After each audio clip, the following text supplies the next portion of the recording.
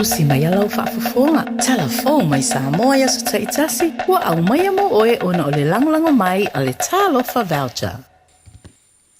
O te whatalofa ilo tātu o tunu, a matanga fo ilo nei vai o sa fau si mai alau whaafonga.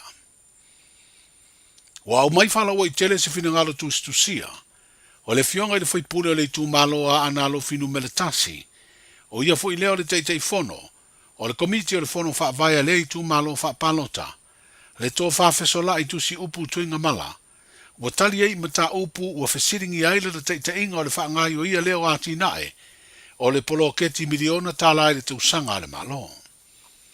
O lo tua ia sui whaipule ma le ofisa siri o le ofisa tu tonu, o le fono whaavae, i le limas furu afe na teu whaafai ruenga i le whaalap tonga o teu ngā tupe, o mawaianga tausia Samoa le UTOS, o na ua tala ai whaatupe i nisi o porokalame o le ati nae. Ai o le whaai unga le tausanga e te tau na tala i tua. O whaalia le tō whaafesola i tusi upu tuinga mala, o ia o le teitei fono, ma le komiti o le fono whaavae wa iei sui o pito nuu, o fwai ala fo ia e whao le i tu malo, na maadilie e teu whaafai ngā ruenga lea se leni. Na o lato sa iri mua se fina ngalo le minsta, ma le komiti whaafoe le polo keti, ma whaailoa ne ai e mawhai o na tala le limas furu afe, o na ua tua iatu vai ngā tupe o le polo keti e te tongi ei tangata whai ngā ruenga, ma whaatupe ai fo i alauni, o sui o le komiti o le fono whaavae. E se lau fitus furu lima afe le vai ngā tupe o le miliona e le tausanga, e whaalu i te tongi o tangata whai ngā ruenga le ofisa au tua fono whaavae, mo i tu malo palo te limas futasi, e whaatupe ai fo i ma alauni o sui o le komiti. O le seleni fo i lea, e whaatupe ai mana o ngai ala i seleni whaalu po expenses, mo le ofisa au tu o fono whaavae.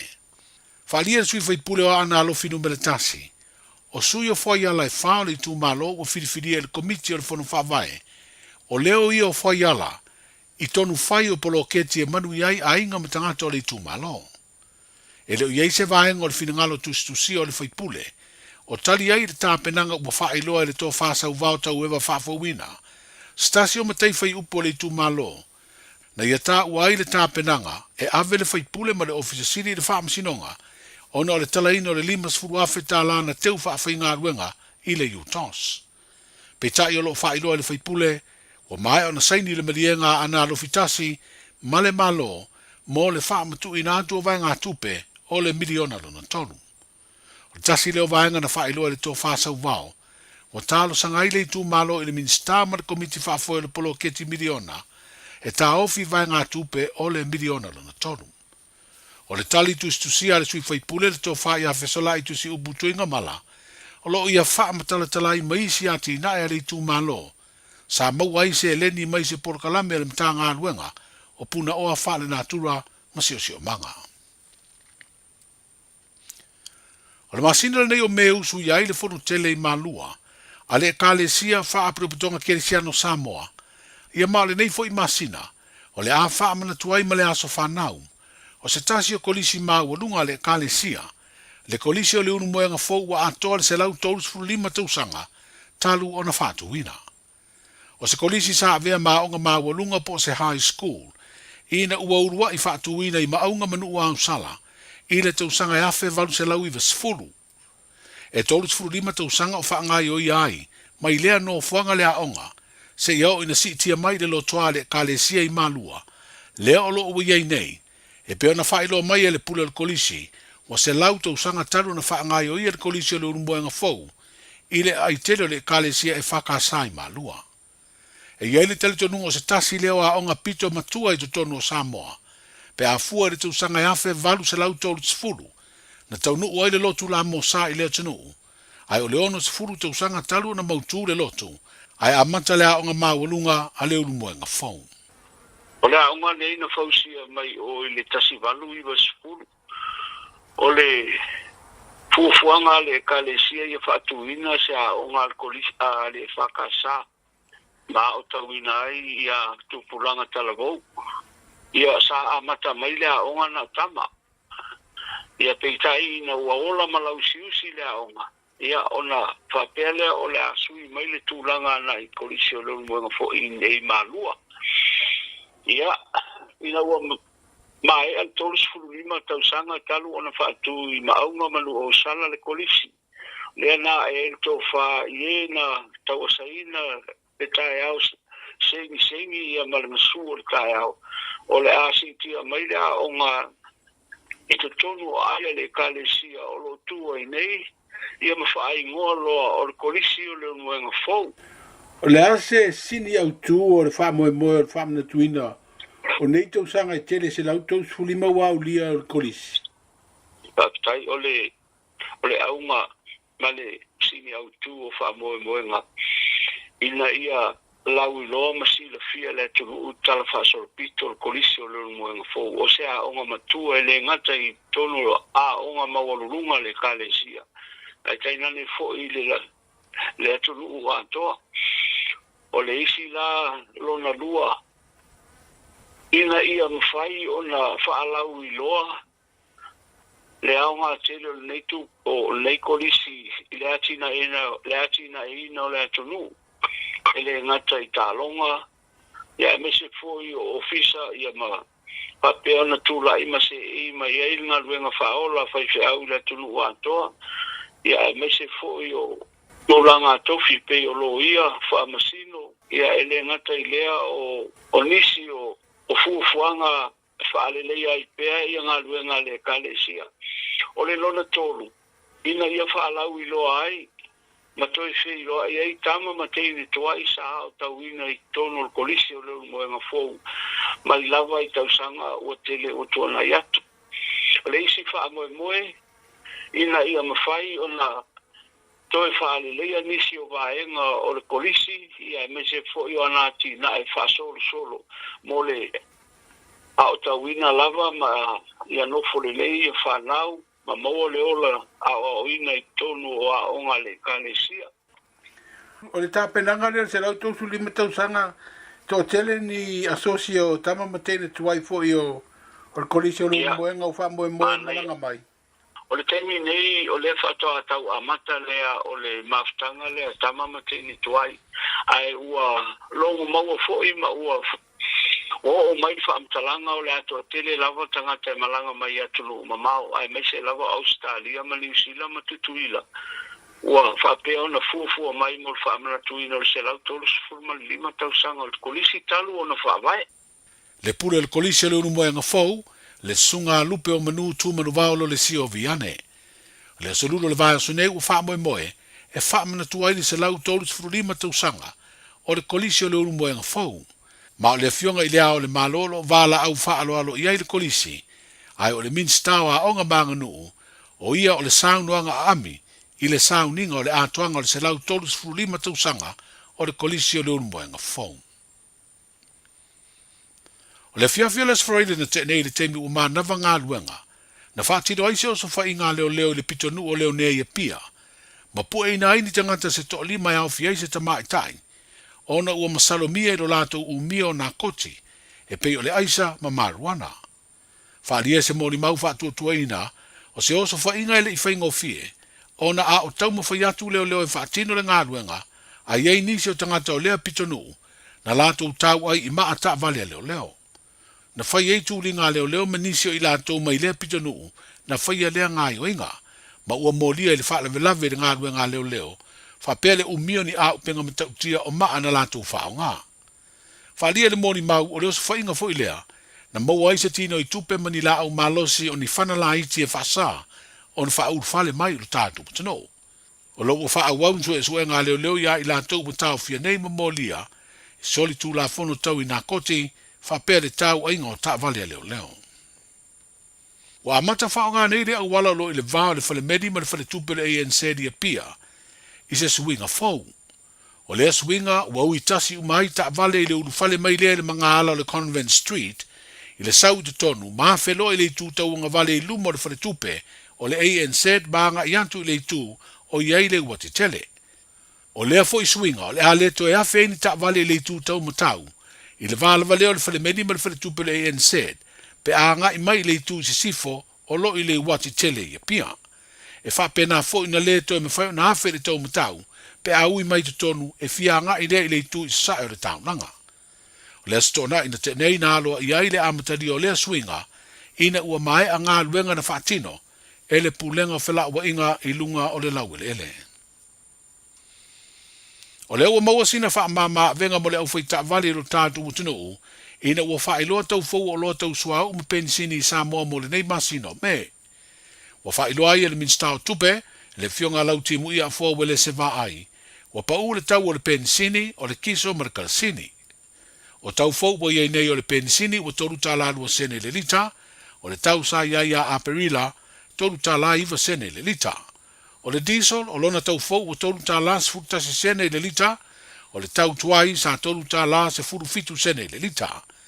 O le kalasini ua lua tala fitu tasi sene nei le lita, ai o lona tau sa ia aperila, e lua tala valu tasi sene le lita. O le masina o mati e peo na wha iloa I le minstao tupe se pepa o wha mtalanga, sa wha I titi le tau o le suau, e mafua mai le mautonu o le tūlanga o le tamau a ingo le rolangi, e afua mai le I whainga wha vai fau mo la fonga, I lunga o loa po tariff, le ana wha lawi loa le whainga malo fau o iei nei, ale malo tele o Amerika. O lo iei le wha moe moe tu mau pea le wha I titia, o le tau o suau ui masina o lumana I nei. Tala a matai o le nei vai o se fau, seifua.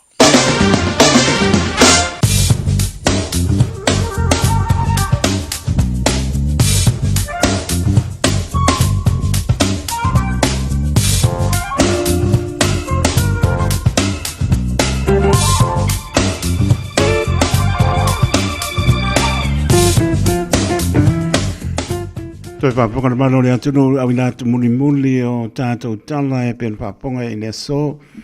No tu lai mari tātou taimi sulua biru te ute ane tu lai fitu moli lo toso I fua le anga le leo le ni ida so a tai au.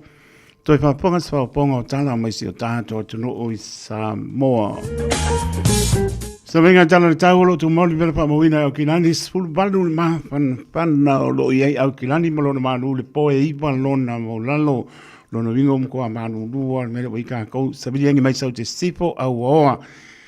Ia, nisi vahengo au kinani lea so, le songo le so lima me lua o lua lima. O le vahenga mo atai au, lea so lua, pauti munga au oa, aipe me solu la, anga eto I lea o uli, ia, se, ta si e sa ore tana le tau, suriva le mapanapana mo atai au, molono manu le piapi e sulu maritasi, leva me atu mana ia tau longa tono le vaiaso sulu la au po ni smaenga o kilani le solulu lua se fulu le mapana pana I le solulu malona maru le piapi suma lima pa uti munga le stofi lua sultasi le vena pa moina mai le stofi malona maru le piapi e se fulu mani lima patalopa si o tātou tono I Samoa le ua spulu fa minute te ai le manu I Samoa ia le usu fa minute te ai le fitu ia tātou I nei au te roa, whatalopatu o lo pauti munga au awa pāpāwha I tiri e mo le wila o tana nao lo pāpā eto I Samoa. Taimi nei, o le vela whamawina mai Samoa, lua sepulu iwa. Le vela whamawina mai mono na maru le fiapi e lua sepulu lima. Mana tua pēsi o tātou, no e pele o tō pingana mo tātou o loto I lau tatano, tātou no lo tano mai fo I lato mo tātou.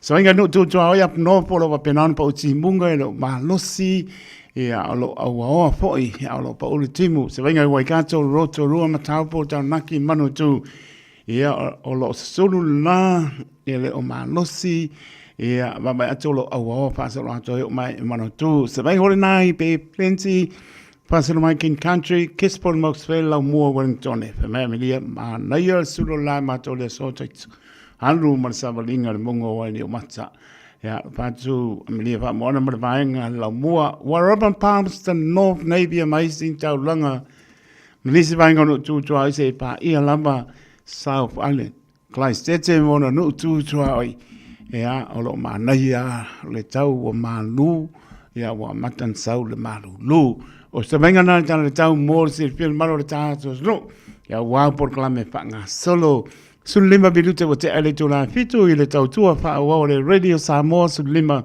I batoru a mo. Se mea lau paponga le porklame o le alanga upu. Te pena ina e le talenga ia sia batui pe.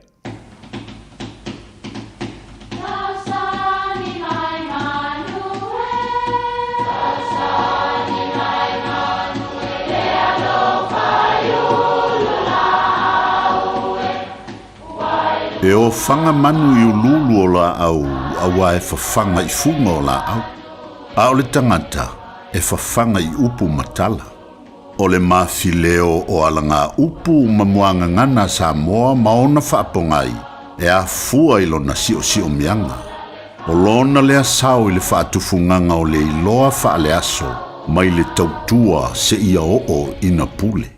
O alanga upu mamuanga ngana, ua lanto mamanuina le tō whamanino a Samoa, mana tua foi, e tāo fitau muli le atunu. E putu a ululau a e pangalea e tutulu le fale. So se fausanga o se fale Samoa, o se tasi leo vaenga tāua tele. Awa o le lau, o le malu leo le fale. A ato la le fale, e te tau o na putu le ululau ai awa foi nei putu tele. Awa ele ngata ina mante I tū le ululau, ai le lei foi o na sila I le si ulau. O le so ona putu o le ululau, e fefete ai lunga le si ulau, o na whaingo fie lea I le sua vai po timunga, o na ulu matutulu ai le fale. E whaawinga nei upu, I se mafutanga se ainga, po le kalesia, po so se whalapo tonga lava. O se malienga ma se mea le lei wa au tasi iai. Pangalea, e iai a se vaenga e sala ese. E ese foi o lantou fina ngalo ma o lantou talitonunga, e le fia ngalu lue fatasi, ma le mea ua fuli tasi iai, le ainga po le mafutanga. Pangalea le tanto mafutanga e putu a ululau a e tutulu le fale. Ma naia le tilo I tutonu, ai a o maiti munga ma soleanga, ua tutulu, ia manuia lau whaasausaunga Samoa.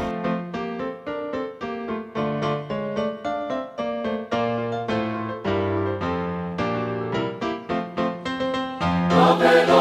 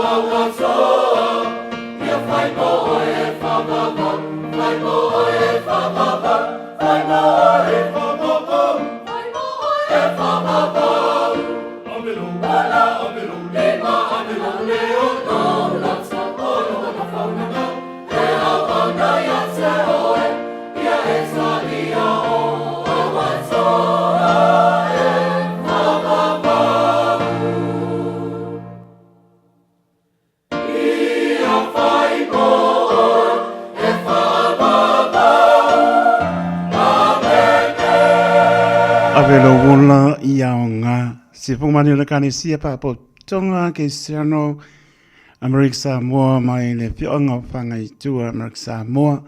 Tātou pāti patia i pēr ma pivi i mwha manu mwha aptai i le tua. Lea ese mea tātou te mwhaia e au noa maron whaatasi mai. Tātou te mwhaia mea umar whaatasi mai o tātou li. E la ngona alfa tau wa. Tātou te mamoni ma ambe lona bi inga wono mea masitau.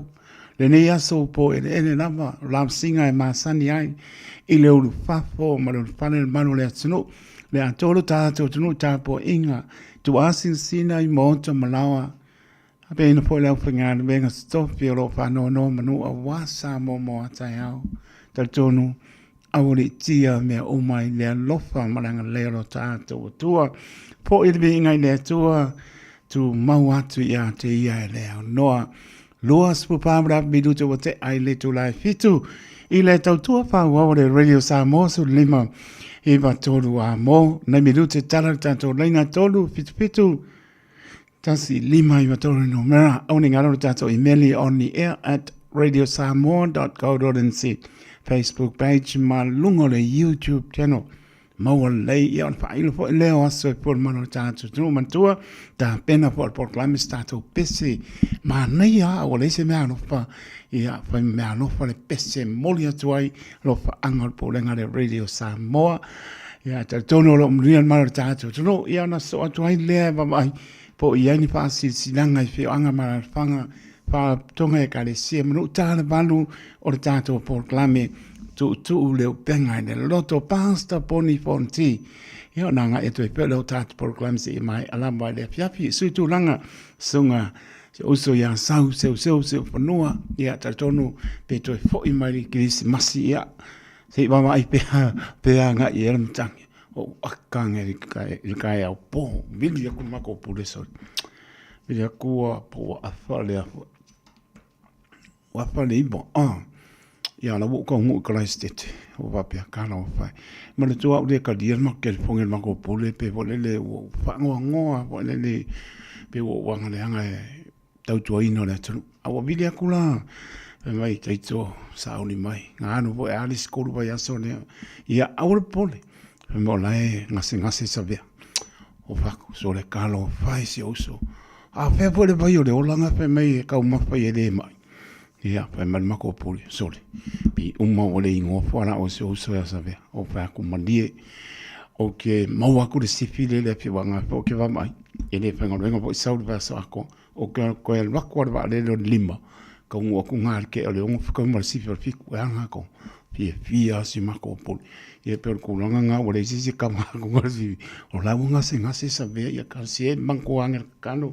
Kong kuria ia ai fo i mai na so ata ia ai ver so fa mar malo Yesu Kristo o te patalo patu le nganga pa no o le mi ngao sa wai le maulunga o tātou to no malone so i fo manuia malone fo lau bi ere tātou i maputa i lungo pe au ngano le ea i le tautua wha au le Radio Samoa su lima i watoru a mo tālofa lava pa tālofa po i apa ahore tāna lei o lo whatuna pa ria wan tāna lei su ke riso mawani a nganga mo i marona malo po lofan pa tālofa e tunu e mau le mano le tunu pa aptai mai mo mau mai pa ponga mau mai ia o po lofan pa tālofa atu e ape po i so se mauta ngase i mauta malawa Pātau tō lea i ngāse o tino mana le tūru e mana tua pe o tō i le tatalo i a soma au si la fia le ri.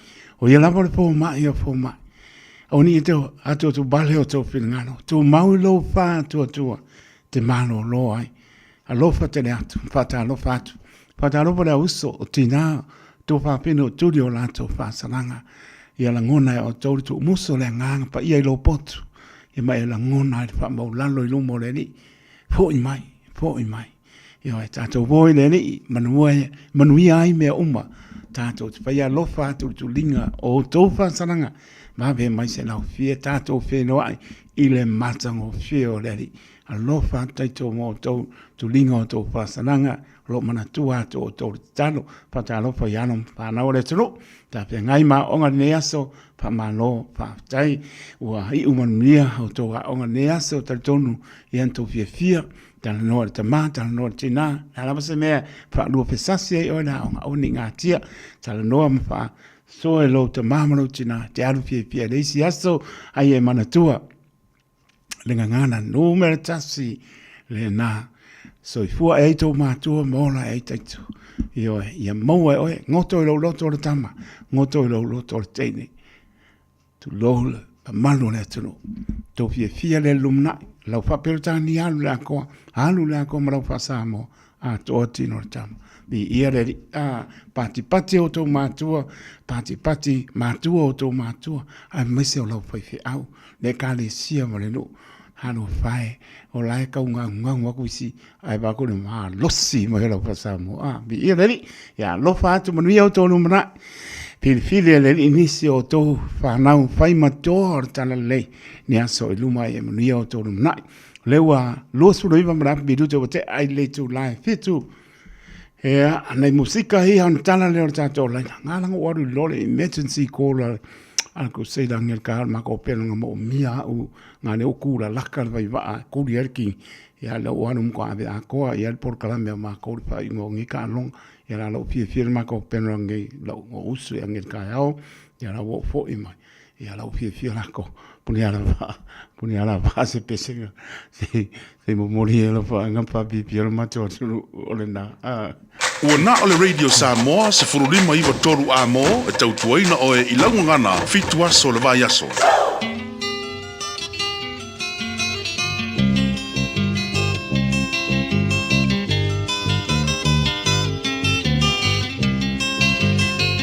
Ua lolo ngole fua male pao Sa tua la tula e mai a saltao Tui sa vailu upe muni e alau whaalongo Ta fia tali ai se tufa ngā se umalo Oi Samoa Oi Samoa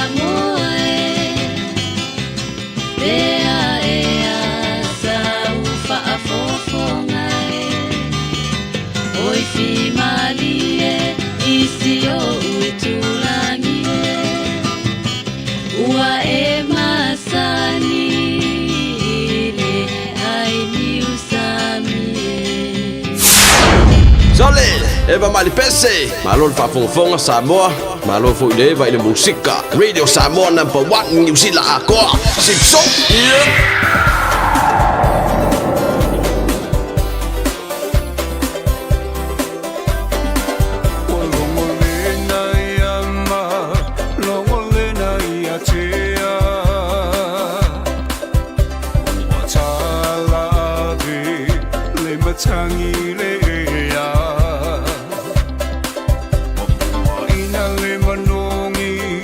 Funga la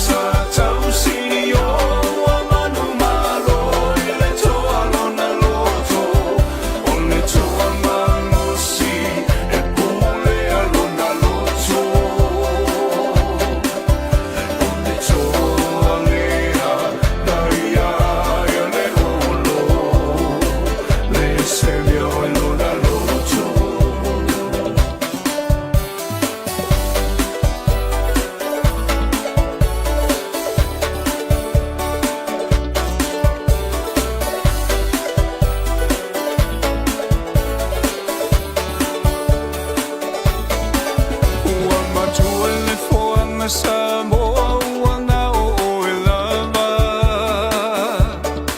I le lalola mitele o whanga tamba Tua whale le papa Uma whale le moana E uina e mativa Ai tau mawhai lava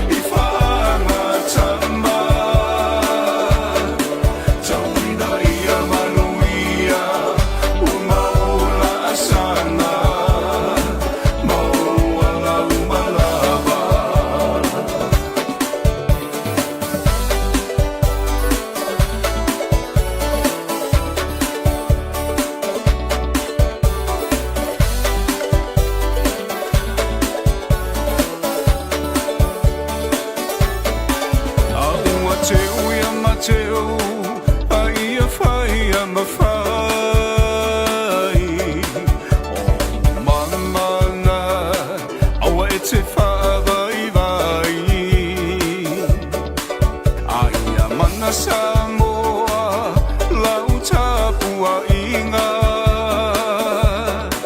Peona talo lua tuna mawhatai lo la lo whaiva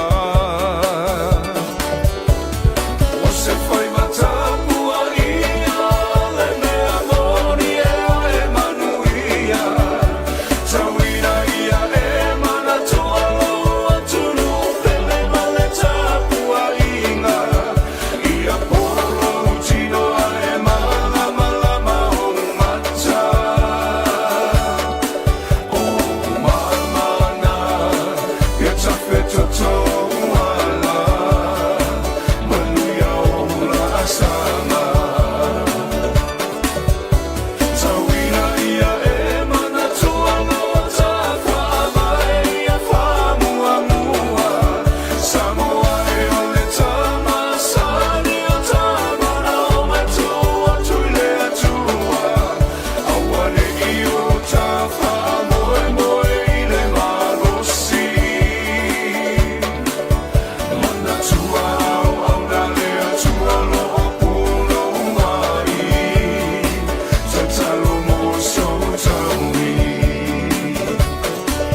Pong Maria sunga ya fiu semo le tufunga yo e faiva e tapo ia e malmonia losu tolu binute ona tale o le tula e manu patal patu ya pira i niko mai West Auckland ranui pe po ia papai a mosa mai Melbourne Australia sa noi so fa nero mai ainga ma no lava papai le uso ya Nicola ulu mal patua we lungo le One Tree Hill Darling Harbour City Australia lo patu so mai umanu lu melia pa mona mikale amelia mikaele e uma amelia pa mona la koi ma amelia mikaele ia lo pat mo to ia pa te amosa ma no la pa tai mo sola vo sa wa amelia mikaele mo sola sa le sola e per solar para ka ia ko sa lo kam sina le sa to lupi no tala to leina sa mo le tu pele o aso I po pa mo mole ya da lo palava ma lo sai mai Ia, whaftai lawa teito mo rea manoa. ia sa no ia Ia, whawhitai e lofo le tua, o le aso lima nei o me, wa toa fōtina nei ainga, ia me roma misipati. Whawhitai le lofo le tua, wa whapopone si aso, lau soifua tātou te mafutai. Ia mai se fōi lea whata ta apertu iau koentai, ia ma siau whanau. Ia muni pola weini masita ma le whanau. Ia mai se fōi o Yuna ma Sofia ma le whanau. Ngata fōi lea, ia o lama fōi maluisa. Ia whipina. Ia ngata fōi lea, ia alofa fōi au ango ia ta mo tātari whafu o i ma le whanau. Ma tā umo meme ma le whanau.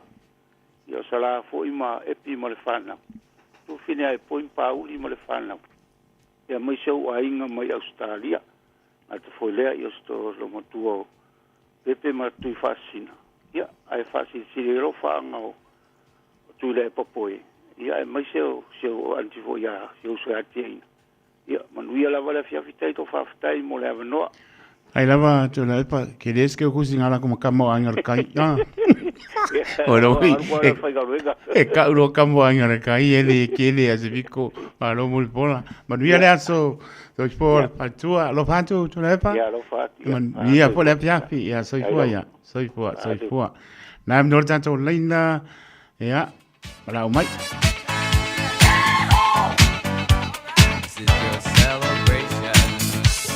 Alabatia Mariana le sa ma le ainga mai toko roa. Ja, maar hoor le mai manu le fiak. Na minor tato le no mortosu se corne ta pena poi lo stato pesi oi pesi mania bo le se na no.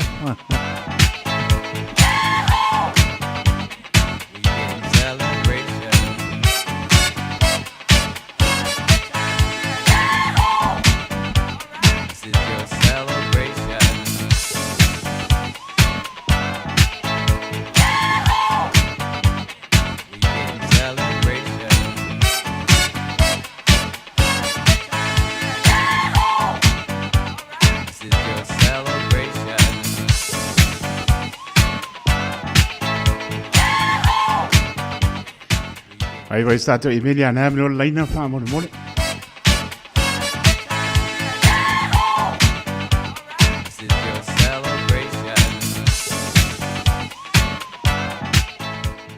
Pamenianga le aso soifua se otina ya me Roma me spati o nei ato yailo na ono surono to sanga paptai le atua mo nei to sanga tele we audia toi pa popo nisi to sanga stele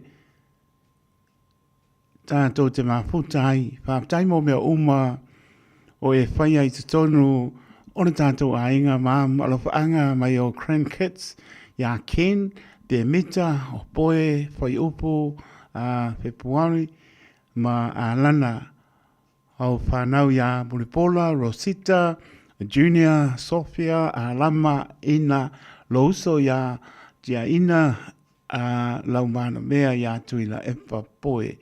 Yeah, my seu favorite child, Luisa, love your mom, manuia tene lo aso fu. Io, wa pai se kuka wanga ia tu le pa wala aso fu por tu. This is your celebration. Celebrate good times, come on. Let's celebrate. Celebrate good times, come on. Let's celebrate. Ia te tonu ua ngata i a beri patau paa le au ona pai mapong paa leo le pulenga le Radio Samoa paa mlio aso i pon maro le tātou tunu ta māti nā o uso matua whapingsa ala banai whanau iti tō uman paa mlio tō aso i fua le aso anga lele li tō i whao popo nisi tau sanga stene so i fua maonai tātou manatua pea ia bea pea i tātou i whaia lona whingalo manuia te le tō waso soifua, happy birthday to you. Si fong mani o kamo wen mo vai. Muri e ona panga la soifua. Tina ne fiafi eva mai. Mapu ti ngabe.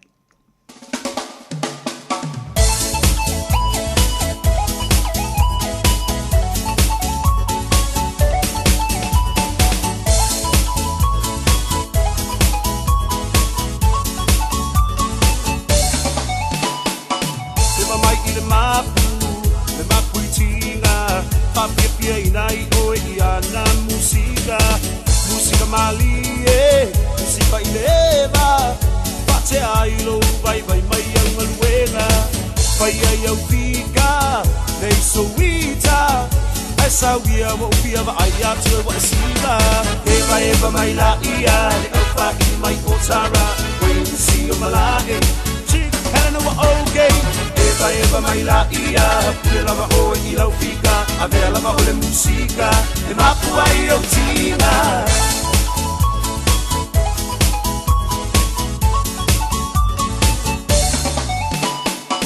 Nai au paanga, nge vai vanga E mamoli atu le nei pisa nai o lo paanga Le ngata i au te roa, whapere lau rangi atoa Mo amo o ngai pia tau tua mo e Samoa E ala i le taleni, o le musika E sauia sei e whape pia mai a ita Eva mai la ia, le au pa i mai o tara Wait to see o malage Hana wa okay Eva mai la ia Pile lava o i lau pika A vea lava o le musika E mapu ai o tina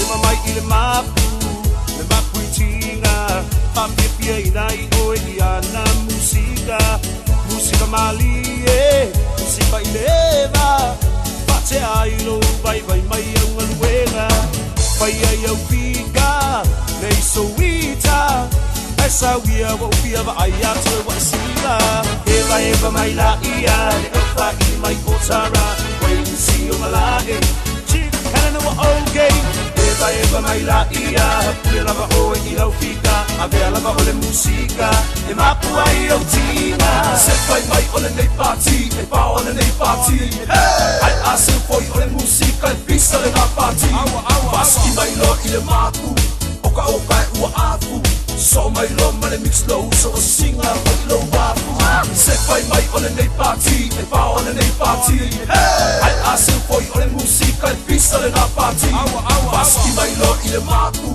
Oka e ua afu So mai lo ma le mix low So o singa mai lo wafu Eva mai la ia Le au pa i mai o tara Wait to see o malae Chick hana wa okay Eva mai la ia Pule lava o i lau pika A vea lava o le musika E mapu ai o tina Eva mai la ia Le au pa i mai o tara Wait to see o malae Chick hana wa okay Eva mai la ia Pule lava o i lau pika A vea lava o le musika E mapu ai o tina Got relatives visiting New Zealand? Don't let their travel emergencies become your problem. With Southern Cross Travel Insurance for non-residents, they're covered, with assistance available 24/7.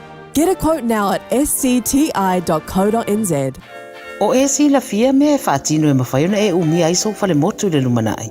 A whai fo i so fale motu, o e si la fia me whaiona whaatino ni isi o fuafuanga e whaongaire e kuti o lo fale. A wane e misiere por kalame o le malu i fale. Ia fiafi o sururu taitasi le se fulu e te aile whaa.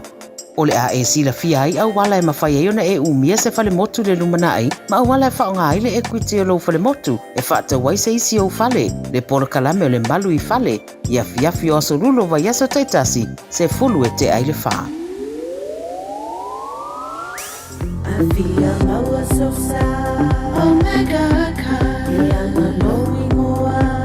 Omega ka, sabale tamu fie. Omega ka, feeling my loyale. Omega ka. Omega Cars, lua selau Cavendish Drive i Manukau. Pole telefoni o iwa lua fitu 5 tasi lua. Susu mai Manukau ne. Omega ka. Malole keisile Omega ka. E toa tele whawhine e a mio le nei lato. A oe, ua whasilisili oe ai lato uma. Le whana oe, ua latsa mai le aso whapitoa o tina. O le aso mea lofa mo lo tina. E le aini upo e whananu ai le alofa o le tina. O le pae ma le auli o se a inga. E sili lona tau i penina. O le tau vanga le Radio Samoa mo le nei tau sanga. E sa o le lei mam. Tamaiti, po e mai se video a mam a o ia fautua i le tupulanga. Ia 2 minute le umi o na lafo mai lea i le radiosamoa.co.nz/mama. O le a whaia le se i le aso iwa o me i le afo le sfulua. O le a maua isi mea lofa fatsa o waa mo le tina o le a inga. E tatsala nei loa le awanoa, awa e te fatsu ai. Ia manu ia tele le aso sa o tina uma o le lalolangi.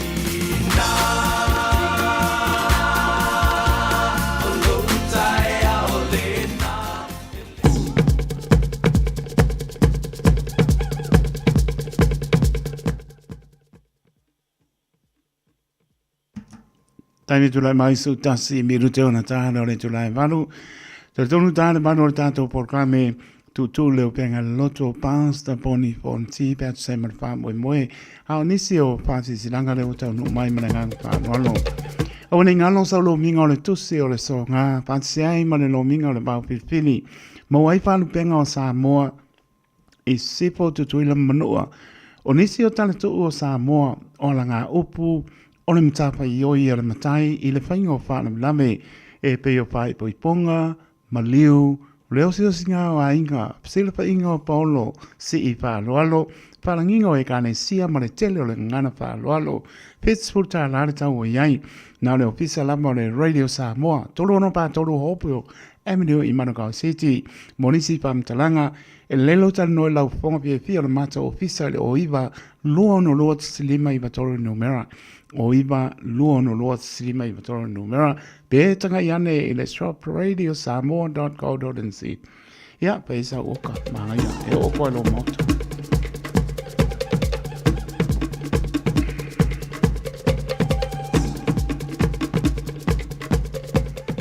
Nei spasi silanga a inga sanua pau. Mā tau te patolo watu, i o mamalu mo pa ia whaanpeina Samoa mai le amtanga i o lamba ngā taanga tulou tulon lama. Pasin tonu le nei wha silanga i alo matam whanau. Mai se o paolo mangapa e malu aisi o mātou a inga sanua pau le petonu o tā pito i maangiangi. O le apa, o le a le whatonu ina la tātou wha moe moe i le whai unga o le māsina o le nei māsina ona oni wha labe le maarafia.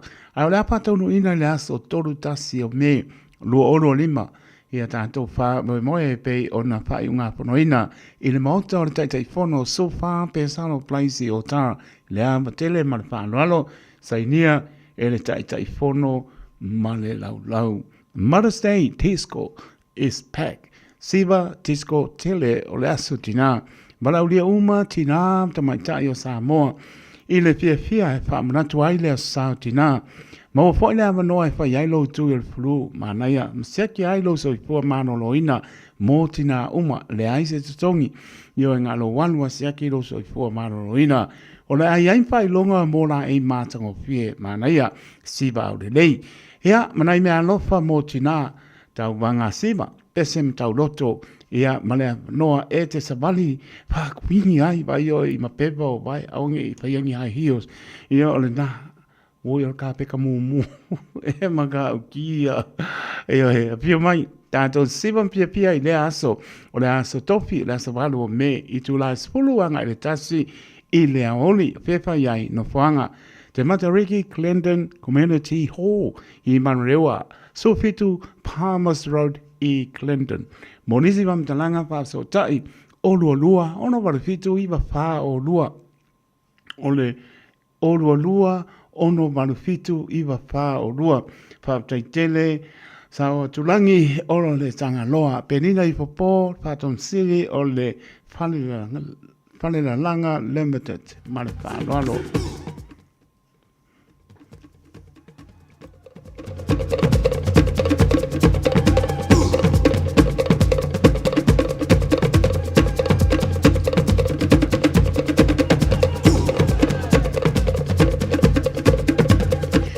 Sautua Papa Samoa, o la tauto ia le la au mo na la, i o pa ia sautua Papa Samoa, mai le tai samsama, o le tui manua se ia pa ia le tai ula ula o nā whanua, e le aise vame, na te ngā patia tauni maina o Samo pai ngā awa o ta oto a se ia mai basa, ua mai a o na tūlau pua, o le nei pa linga, pa sino tonu si o mātou nuu, o sāpu nawa i pane hanini, ia wale pa ia o alo whanene, le mamalu o lo o tauto a wha, ma upu i le loto i whane o Manu Samoa.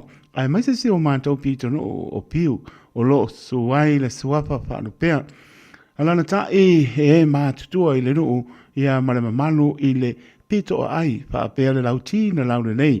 Ua tasi nei nisi o li impai pule o lo tātou nuu, sa awai le tātou mātanga mua, o le au sui ala tātou fontanga i la stol tasi o me, afa o le valu i le tae ao le toa tusi, lua whātasi Kirk Pride Road i Mangele, ea awale wha moe fia pātau nu ina le aso lua se pulu o yuni, lua o lua lima, ua whaataro sanga ina, si o tātou nuu, se psosoani, mō le whausia ina o le whale a onga, mō alum whanau o lo tātou nuu, wha mole, manatua mai sau tai, ia mō se tātou wha mara stino. Monisi whamtalanga, wha so tai le orua tasi ono tolu, ono wha maruiba, orua tasi ono tolu, ono wha maruiba, wha tai sai nia e limpai pule o si o tātou nuu, sa punawa i whale a lili.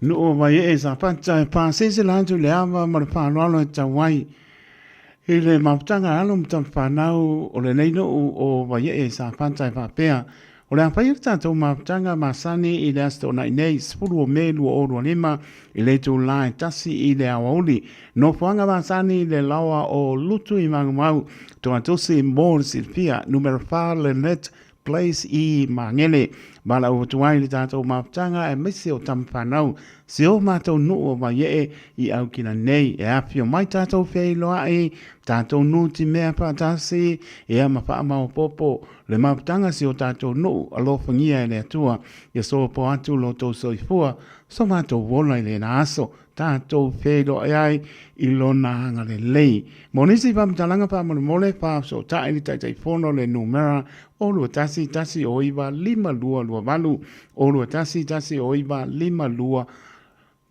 valu ma le nganga pa alo pa tai lo wa fono le maptanga le pianga va ye i au kilani e umma ko e kasi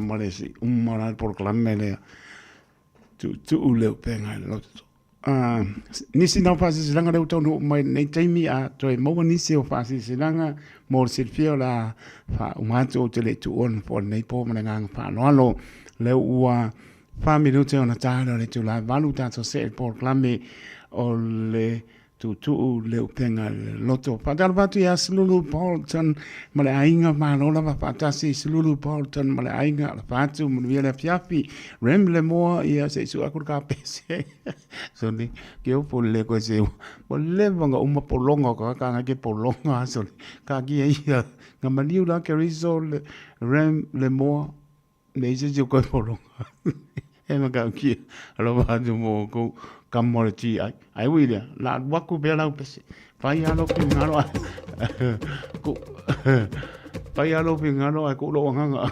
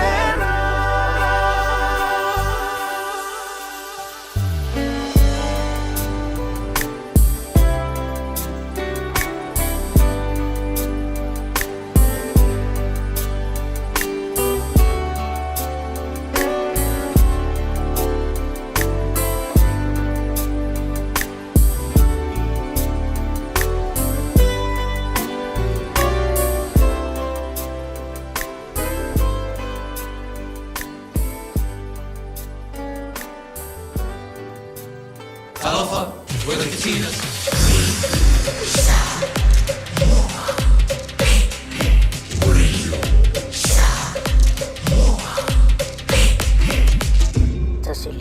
tu, amo.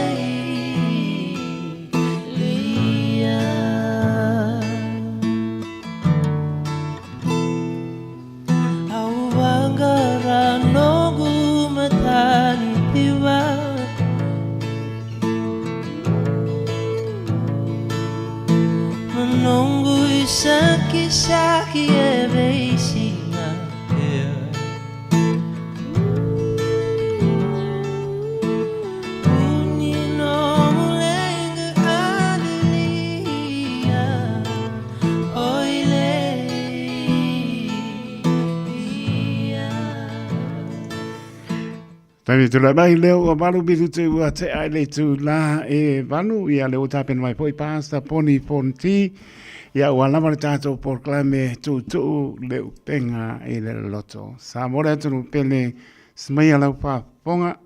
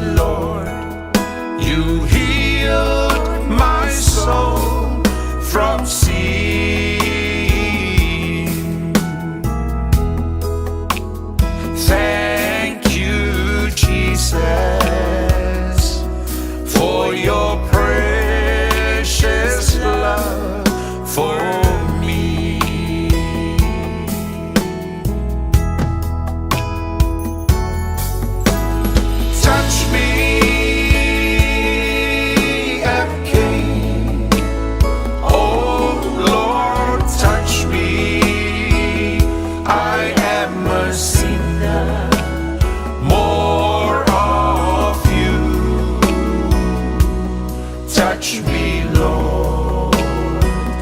I may be blessed, anointed and clean.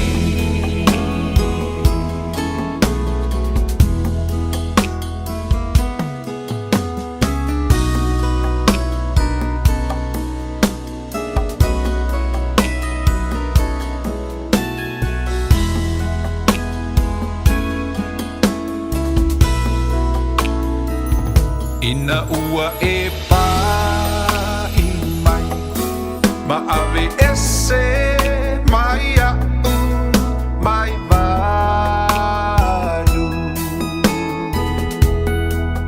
Ile mea sa o savali ai, sale ai, ma so ufa a moe moe.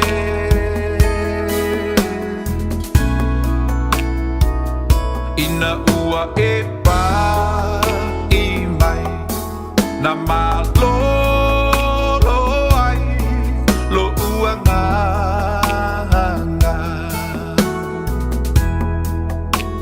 Yesu faafetai, I loa lofa ua o wolai.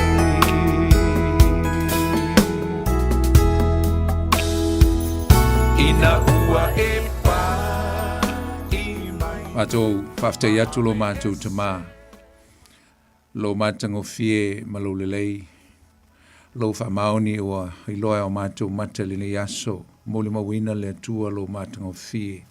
Lo whamaoni ai mātou. Alei fuau ngā luenga mamana. Awa ua maua tu le mana malama. Awa o mai fo le pongi sā. La sauni fo iau tangata e mamoe mamalo lo. Ia nisi po I vaenga lo langi o lo whapena o na sauni e ngā lulue I tute mawhaiba whaftai le tua. Lo le lei malo whamaoni. Lo te tae mai o lo mātu o le ne fiafi. Whau o mai lo nganga le nei pole a mātu sauni le mātu mta upu. E se o ngā o lo upu le tua, tō mta winai lo mātu ola, mai se le soifu o tangata. A mateina oe, whai wina oe le nei pō mea uma la mātu whaia. Ma ia vi ia I lava oe lo mātu o tua e whapavau. Ono Yesu lo mātu li uti talo o tuai. Amen. Patalo fat fo le fiafi lau fasau saunga Samoa si watono pele. Ia mai lava fo e mangotele se e pa ia maungaiti. Pa ia lasi o si o tātu tunu me se fo I lau fasau saunga le fiafi fatalo fo atuai melenganga fifia. Tupu mai o si o tātu tunu, ta mamatina mātutua. Nenga te fo I leo le lo Samoa. Ia o lo whapenao na mafuta mai le po le tātu Paul Klame. Ia le tua.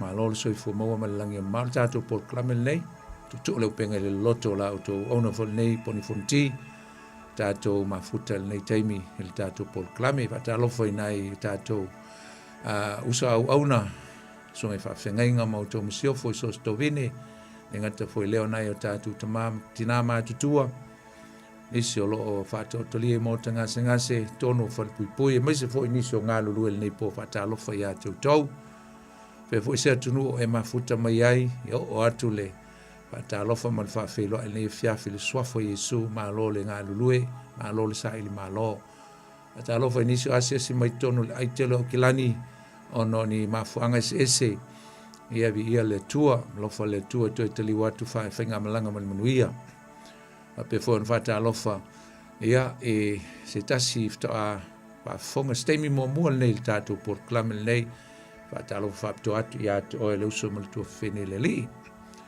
ia fatalo foi le songa ya teito nga lue fatasi vol ni fiafi vi ia le tua ia matango fie la vale te singa le tua te ta mai lo to so fo so ma to wolam foi fo mo le ya no fa wo pel tato por clame per masen yai ia vi ia le tua se mali fo tato sal ni to sanga alo fo le tua ia ma fo la wina fatasi mai tato ia lona mamalu malona matango fie ia pe o ia me o matatu te ia so swani ile tatu fo longa falto sanga fai fo eni ainga o I feinta me se o malanga mli mleoti lo fo le tua fa me se atu lona nganga ia tu tou au ia te mi feinta ia le tua le fiafi Samoa Mai se lava pa anga nei Paul Kalame ia le atatu o le upo le tua. Lo tatu tal no le tatu mta upu sa amata mai vai aso le te nei.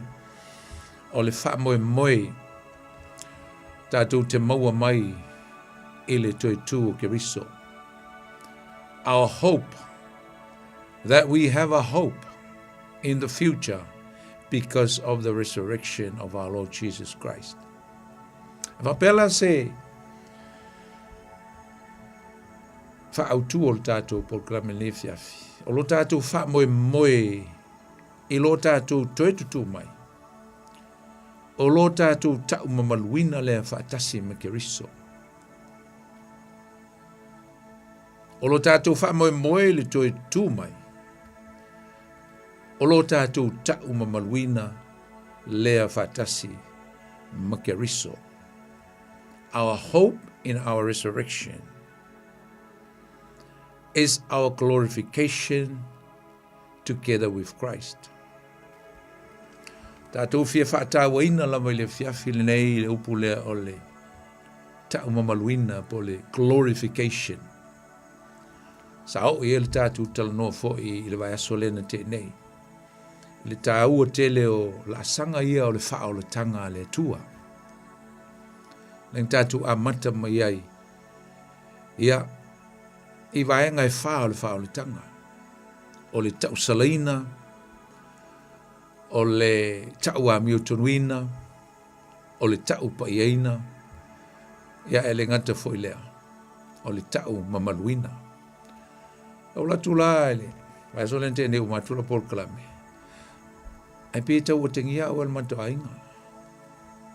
Mai o mo foi na tal no il tau pul na voe pu falo ngoto e tal no mai. O fa mal la male il tina.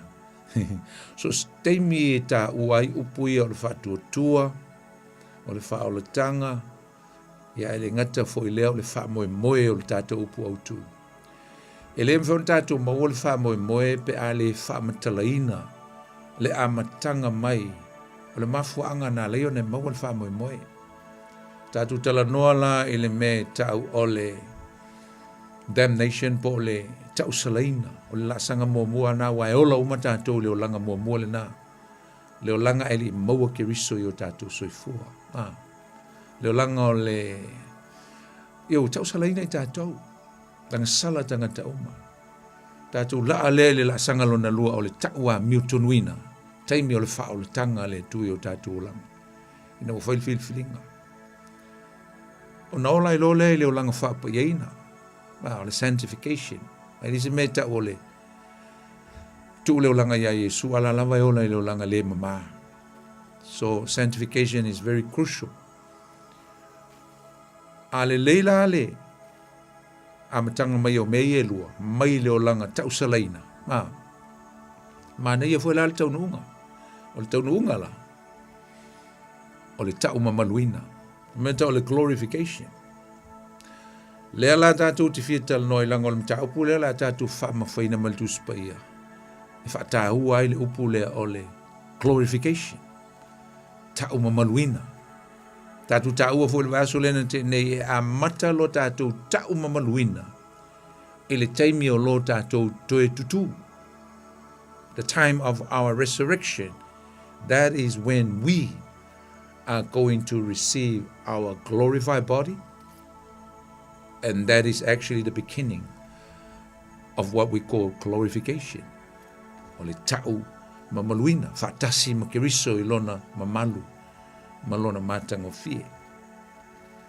E lua lato e tū nau tāua le vaso lente nei.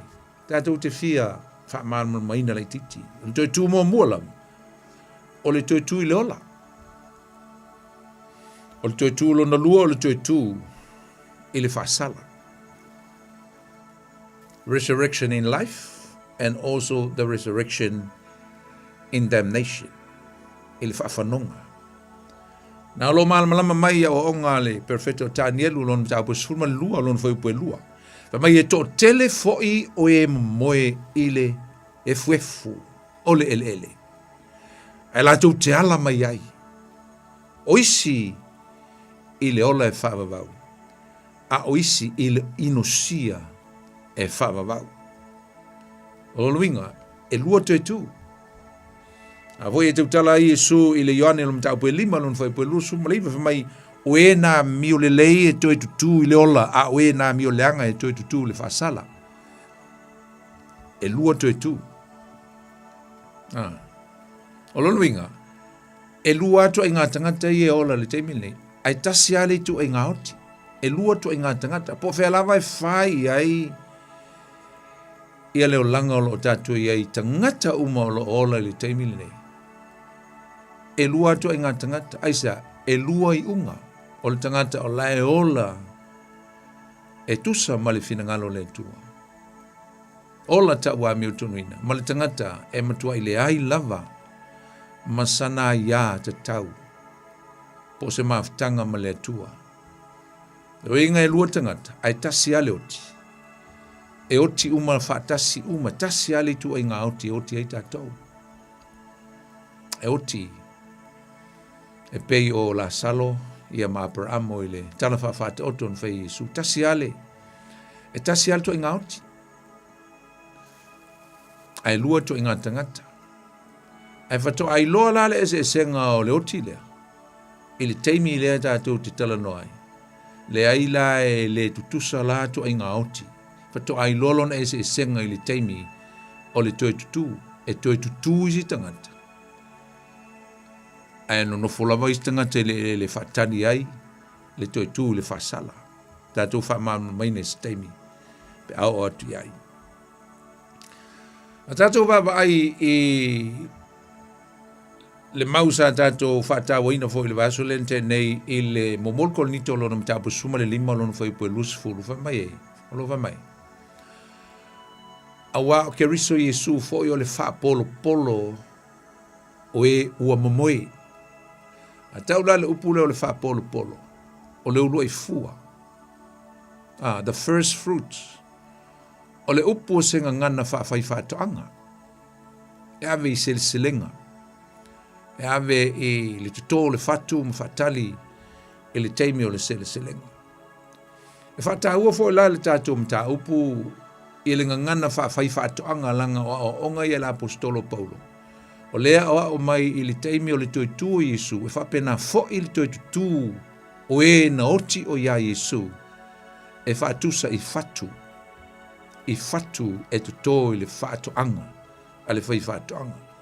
E ise o anga la apostolo Paulo, whatu a Timoteo, le lua Timoteo e lua luna whai pue ono, o lenga lua i le whanua e te tau ona mua i maua e ia, le ulua i fua la lea po le whaapolo, le whaatusa e Paulo, i le momoko le nito sfuma lima whai pue lusfulu, e whaatusa i a Yesu, o ia o le ulua i fua, po le whaapolo, o le whaatoanga, o le seleselenga. Ta ua whai Paulo ka tia ono non whai upeiva, awa ni tātou whaapalapala i le amio le lei a o tātou ola. Awa ona po te tawai tātou te sele, upo le seleselenga, harvest. Awa o le seleselenga mai ai, wa tātou te sele mai ai pe a whai tātou te le ola whaavaivai. Sele mai ai le nuinga o le seleselenga. I le seleselenga e sele mai ai tātou. There is a resurrection, a harvest that is coming. O loinga o tangata uma e whioti uso mutua whawhine ia ke riso. E pei i lātou o whatu o se la au. Tanumia a o lo iai lava le ola. Te fo mo le whatu ai tanu. Expect pe whaatali le whaatoanga i toe ola mai langa lai e le ola. There is a life. A pena uma o e whioti tanu le palpala. Aina whioti a ke riso Yesu la lava e iai le ola. There is a chance of life beyond death. La lava iai le ola. I le whatu lea. Nanga ele teimi e toi tupu mai ai. Le fatu le nei loa i le mantua le whaitoanga. O fatu umantu tō, o la iei le ola. Ma e iei le whamoe moe o le tangata e oti o ia Keriso. Whamoe moe ola. It's a living hope. E iei le aso e toe tā tupu i whai. Tangata umai oti a Keriso. O lo iei se ola fau la tote mauaina i le lumanai. E ui a e tanumia no na tino i le palapala. O lona winga. E tofu lava i tātou ma wha moe moe ola i le lumanai. It means that we all share that hope. We all have a hope. Or shall I say, we must all have a hope in the future. Au tau al vaso lente nei, leise wha moe moe o le tangata lotu. O le matua lea o ngā lava o la naru le lotu. Lea o ngā mea uma o whai le lotu. Pe a whai e leiso na wha moe moe, a o se wha moe moe ola, a living hope. Amen. Ai ole toi tū lau i sūsum tō whawhine. Ole whaatai muanga lea. Ole whaatai muanga lea e whai loa mai ai. Le moni o le whaataunu wina o lo tātou toi tutu i le lumanai. O lono inga o Yesu le ulo ai fua, o ia o le wha polo polo, o le toi tū o le au wha tutua. Tātou tāua fo le vai aso le, le mwhaim whamanatu mai le, ko recap mai tātou mea nisi point tāua. Tātou tāua le aso lente nei, e le o la salo le ulo ai fua. Lango le ulo ai fua o e o mamoe. O le tangata le na mua atu e tū mai le palapala. O luinga o le whate ta inga ngā o le mea o le atupu, i steimi o le rumana i atu. E le o la salo langa o la salo na oti, toi tū mai, aina toi oti fo. Toi ola le i te usanga e malu, toi oti la i ele. Ao Yesu, na ola, na soifua, na oti, toi tū mai, e le toi oti. Pape na fo le wha moe moe o i tātou usum tua whawhini. Tātou tala no mo le toi tū mo mua. The first resurrection, o le first resurrection, e tolu o na vaenga. Tolu vaenga. O le vaenga mo mua, o le toi tū o Yesu. Ma le mo mua kolnito suma lima, i ele umo tātou whaitawina. A o le nei o toi whatuina mai Yesu na ye woti, ua veai o ia ma wha polo polo, o e ua mamoe. E mana tū fo le taimina toi tū o Yesu, le tau sanga e ti a tolu tolu. O lo whamtalei nei mātei o whapea na toi tū Yesu, ai toi tutu e lau pa ia, le lau whaitawina. Mātei o lusu mal fitu whaipu e lima lua, ma lim tolu, wawa no foi tu nga mau. Ua toi tutu mai fo i tino tangata pa ia e to tele na mamoe.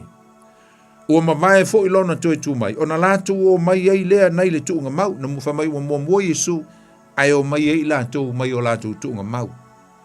Ma lātu o atu ile a i pa ia, ua i loa i lātu e tangata e to tele, whamai o le au pa ia. And this should set the good example for us regarding our future hope. O whate te inga tonu a lea. E toi tutu mai tangata na whioti a o tangata pa ia e leo ni tangata le pa ia.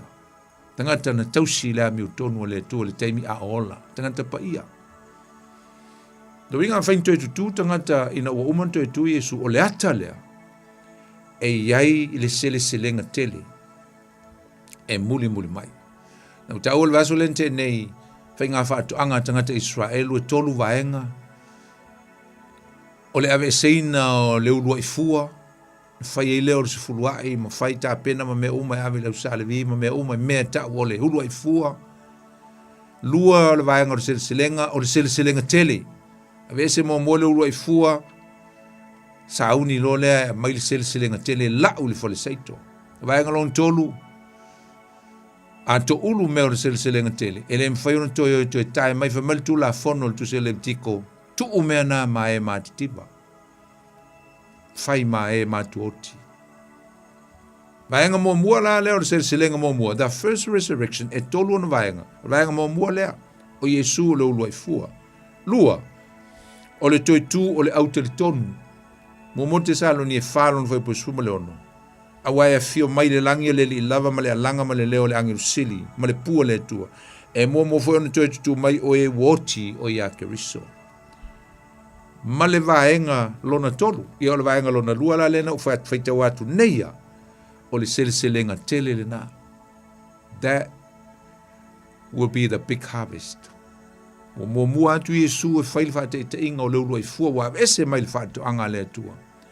Ai eile selenga tele. Lea e whamatala mai e Paulo i a Tesalonia.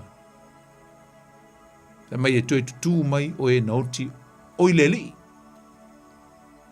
O na whaatasi lea mai o le aola pea. O na wa e leo i lātou rapture, pesi tia i lātou. Whaatasi mai Yesu.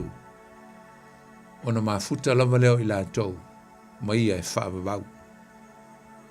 Se lenga la nā le tātou te whaatalitali atu ia i le teimi e whio mai e Yesu i le aso o le sitianga o lana i kālesia. Ma le vaenga lona toru la sitianga. O le toi tu o e na oti ma le tile, mea la ia e tutoe i le selenga. Le ata o e tutoe o meo le saito na tutoe le selenga. Vaenga lea na whaalong te tā, ai wa toi sao mai teimi o sa wanga le manu ai le lumanai. Fa mai o e na sao mai i sa wanga, ma pua ngā i teimi o pua ngā ma mafa.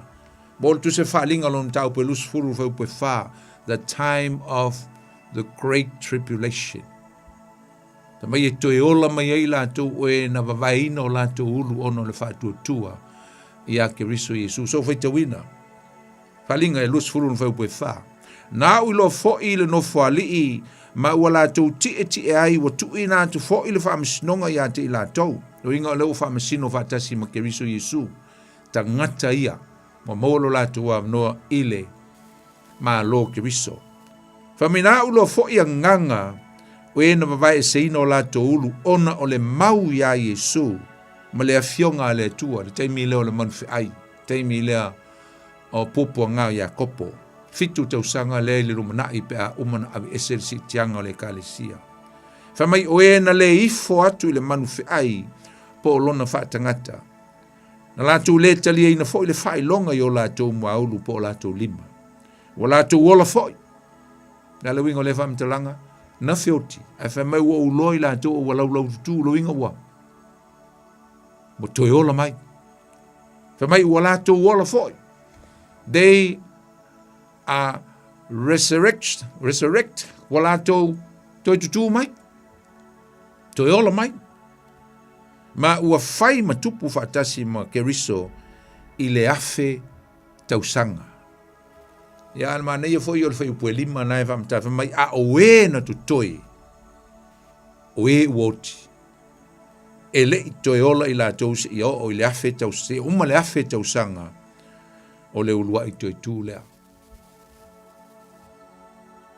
na le ngol foi po lima le ele o le taimi le toi tu ai tangata i le fasala e momoe ai pe i le afeta o sanga se ia uma le afeta o sanga no fo inga tupo Yesu malona malana upa ia lunga o funga le ona fto ato e tutu mai leo tangata le fasala fai fata se le famsnonga ai la to nei malola to te tai o satani po le tarako le vaenga la le meta o le to mo the first resurrection tolu vaenga 3 stages a le toi tulo na lua la le tatu tal noi le na uta ua nei le si vaenga toi tulo na lua o le toi tu le fasala bo mon tatu tal noi le toi tu le ola a le toi tulo na lua le e fai mai tan yelu suru lua fai upo lua e toi tu le malaya le fai mai Yesu na nei fai mai a e toi ola mai fo i la toi tu mai fo i la to o e na mio le lei toi tu le ola a oena mio leanga i tu i le fasala. Le fasala la le la tatu tala no ai. It will take only one stage. Tasia le vaenga o le tu lea. Ta mai tu se whalinga lona mata upe lusfulu no upe suma le lua ma le sulma le tolu. E na oulo foi oe na feoti o tangata nu a toa mali sili. O lo tutu i luma o le atua. Aisa, o le whamisnonga tele lea i luma o le nufo sina o le atua. Tamai o na fofola leo le tusi, ua fofola foi, ma le tasi tusi o le tusi leo leola. Ia ai leo mawai ngoa o le vaenga lea. Ai whamai, o na faa masino i na ai lea o e na oti I mea ua tusia I tusi, e tusa ma lato wa mio na fai. O amio leanga. Tasi le mea uso matua whawhine. There is one certain things that we must remember and take notice of it. Io tātou loa, tasi le mea. Mauti noa e tātou. E oti tangata uma. E oti tangata uma. Mana tua le leile mea le nā. E oti tangata uma. Whailoa mai lea, I le vai o tātou tino. Tupu atau sanga mai vai atu o le fitau il tino wa matanga. Tau manu numi le titi ya wa matau honga ki ngango fia me o le tino. Why? Because we are growing old. Getting older and older. So we are getting into some stage of life that we can never or unable to do any more works. Then whaing tātou te whaise mea, mātutua, whaatali teimi e oti ai. Malu tifulu, iwa tifulu tau sanga, ai o I elu tātou ola. E tau mai e ina, tātou o tangata e whioti umai tātou. A tātou o fo I mengi o maliu. Tilo lei le pusauti. Tilo lei le pusauti. O se tasi e pele si o tau ainga o maliu. Ia pe te alu fo I te whaalongolongo ma e awai se maliu. Ia pe te alu fo I te whaitala ai ma e mafuta I ai, ia ma e tau sami ai, ai awane ngalo ia toi. Tilo tasi a e le pusa maliu. E wha manatu mai ai, e le ngata ua wha mao nia, ua malanga le tangata lea, walu. Walu le tangata lea, mai le mafutanga. He is gone. He departs, or she departs. Walu. Mao nia ai, walu. Wale toi bol mafutanga lena masani ai. Ai wha manatu mai e fo I atu o e maa. E tu tusa le lei lo tātou I unga. Ma le tangata lea ta atie tu tono le pusa lea. O baba ai le whatusa o I le pusa maliu o le tamapa ia o le kalesia katoliko. A o tau whatu lau ia lau mata upu. Teimi na whaia ia le sauninga o le tamapa ia le kalesia katoliko. Na mai ia te aulenga langona lea. E se le mana ia, ka le to tele o tangata, o isi foi tangata, o lo ta pena masauni po ai o le aso so o le pope lea, le au katinali. Ai, o nei tangata uma, masalo le ngalo ia ila tau le tau o le mele. Ai, vai le pusa maliu, o le tamapa ia. Tau mea I tātou mea I e lua. E me se o foi o tau ia lau katoliko. Tau mea I a tau, ma tātou uma mea I e lua. O lea, o le tamaa, ua malanga. Tātou te le toi vai e le tino lei. O ise se pele lau ainga, ta tia lau tono le pusoti o malanga. Ai wha manatu atu e fo I atu e maa ulisi mea. O le unga uma leo tātou. Tātou te ui uma le pusoti. E tarusia e tanu tātou le pusoti. A wau tātou sa mo. Ia ngā whiwhi ar siapo ia kuku maria e lalo. Mana ia le nei soi fuanga o tātou ia iwa kuku kongo le pusa manga ia. Le sile me sile mana ia o le o onga na maua mai le. E le isauninga o le tamapa ia. Oka le mana ia o lona mna onga. Aua, wal mele no whaalonga tua I lau commentate. Aua ne e tanuina ui se pusa e pe o na masani ai. I ila. Kua whaile lei, oka. Wal mea ngai taunga I ngata taua loa whapea. Ale mea na tarusanga I le tama I le Vatikano. O lava se pusa e whai se whailele e whailelei I se laupapa. I laupapa. Wood, plywood. Oka le manga ia. Nala, aisa.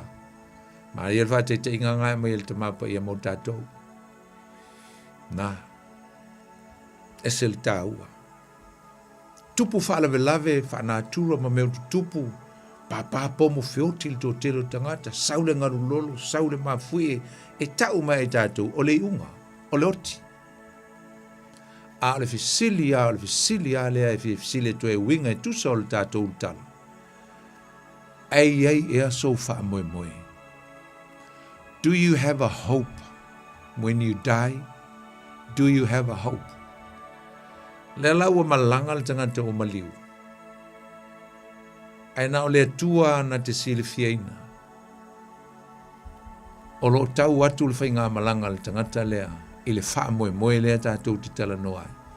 E wala te leo teimi mengi o maliu.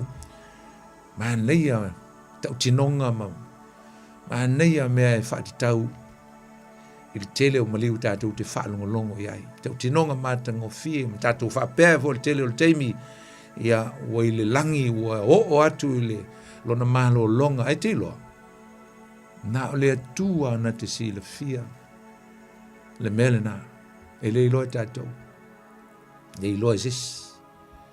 That is God's judgment. That is God's case. O le case ngā le tu, o lana mea nai whai. O le whasino o le tangata i lona wha moe moe. Po le wha moe moe ola. Po le wha moe moe mate. E le ai se ona taunu unga le lei. Amen. O onga la le apostolo nei o Paulo e se le maneia. E le tusi le nei. O le momor kol nito o lona mata upo sfuru ma le lima. Momor kol nito o lona mata upo sfuru ma le lima.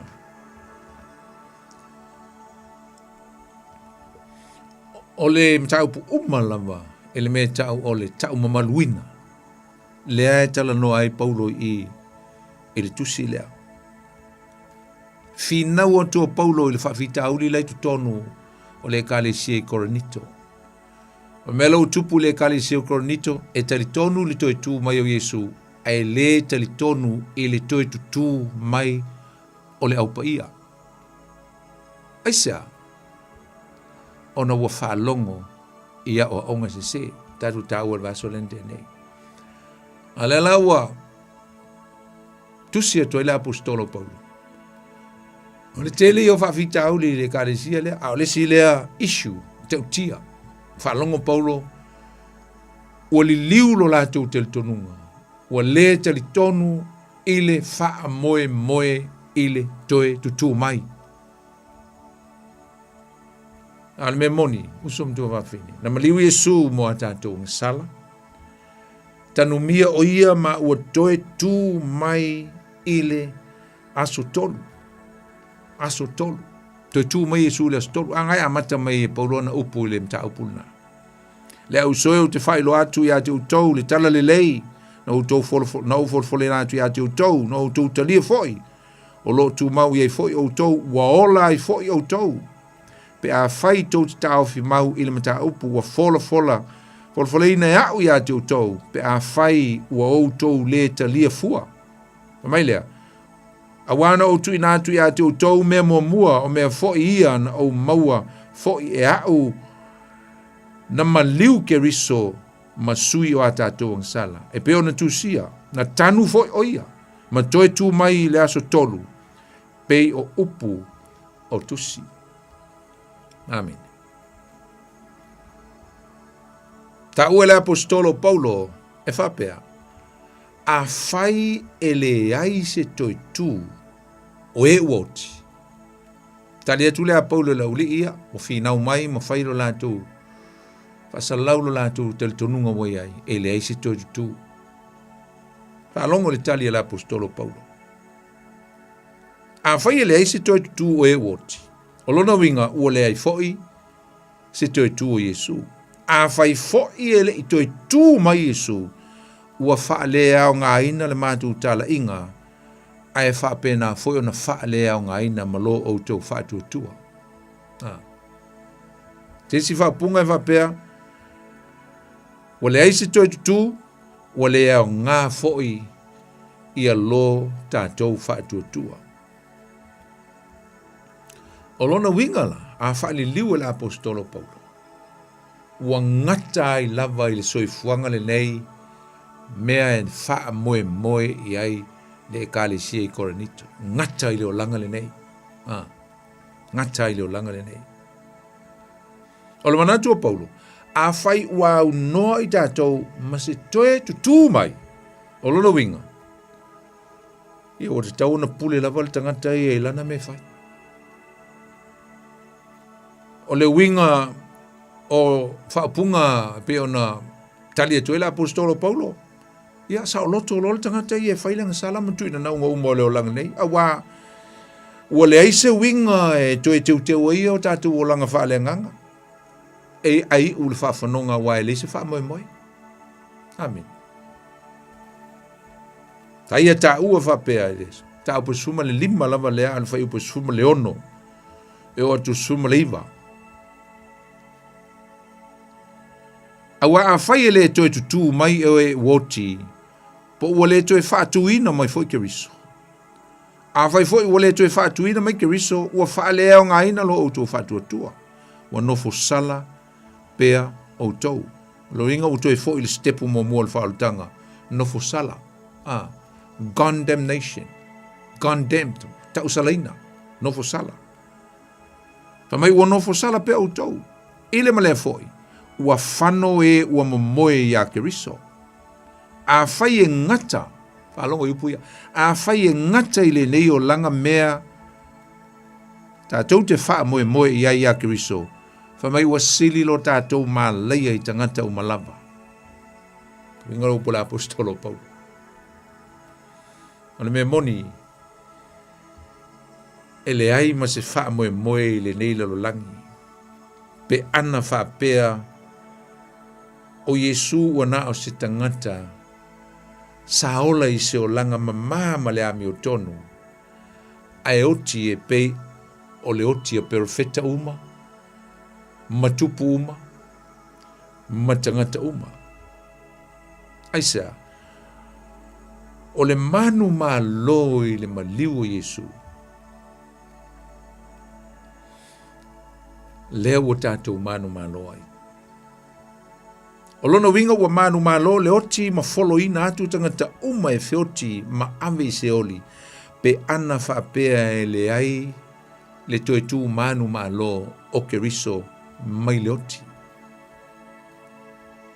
Ai leo le mea na o lea o le tuspaia. E leo le mea na lea o mai e Yesu, me se vola o apostolo, e mai se voi nisi o vaenga o perfeta na pai e le winga o le mene o le tuitu, pe o Danielu, Ezekielu, perfeta ia na pai ai, ile mata upo e winga o le tuitu. Ai wa o mai le tuspaia ia e tātou, o Yesu lava le na o mai. E winga i le moni ma le tāua o le toi tutu o e na ola whaatuatua ma feoti o ia ke riso. A o ma le tuspai o Yesu o le alo le atua nafio mai le lo langi. Ma le misiona Jesus as the Son of God who came to earth with a mission to save the lost and to give hope to the hopeless. Matu le wha moe moe i e le aise wha moe moe. Na wha pe whiona saunia i Yesu le vanga. Na ia saunia ala i lona maliu e maise ai o lona toi tū manu ma lo mai loti. O le mafuanga lea o wha lau tele ai e Paulo, le apostolo Paulo ana o onga e winga i le tangata pe a oti lona wha tuatua. E wha pe o le a maua le tangata wha tuatua ia lona tino wha le langi e le pala lava. O lona tino lea e toi tū mai ai pe a fio mai Yesu i le aso si tianga o le ekalesia. O le mele na whai mai la apostolo Paulo. E wha pea a whai ua le ai so tātou wha moe moe a Keriso. Ua matua i sili lava lo tātou mā leia i tangata umalapa. Amen. A whai ua le aiso tātou luma nai, po le aise wha moe moe moe tātou. E ala pe ona uta mo mo. Wa sili la le matua I yalo I folava e matua I fai. Fia fianga o le olanga se manu o le maua le avanoa. Ale familia apostolo Paulo. Oka. Sili lo tātou māleia. Pe a whai tātou te manatu. Ua le ai so tātou wha moe. I le toi tū mai. Male foi boi tolu suma le lua. Sea ea sea o ngā ia tau. Ona ua ou. Tau ma manu fe ai e feso. Pei o le tū o tangata. Pe a whai e le toe tu tū o e uoti. I nā tātou a ai mainu a wā o a tae ao tātou te oti ai. A ai mainu luinga wha mai Paulo, a whai e le aise. A whai e le se wha moe o tātou tu e tu. Kako fuli e mkwa a ai a maingu. O le wingo o le wha upunga e la apostolo Paulo le whai upule tō sumana lua. So let's just enjoy the life. Let's party and let's have a good time. And make the most of it while we still have the opportunity. Makuaka ko whaiala. Lele au leo langal hei. Na tātou sauni lo le tātou te whio te tai au. Ai whio tia le se wha moe. But die with no hope. A wā a whai e le se toi tutu mai. O lona winga. Wa le aise mea le leiwo tātou maua mai le wha sa taroino ke riso. Ma ua tu mau pea I tātou le stepu mo le whaaletanga. Ila, tau salaina.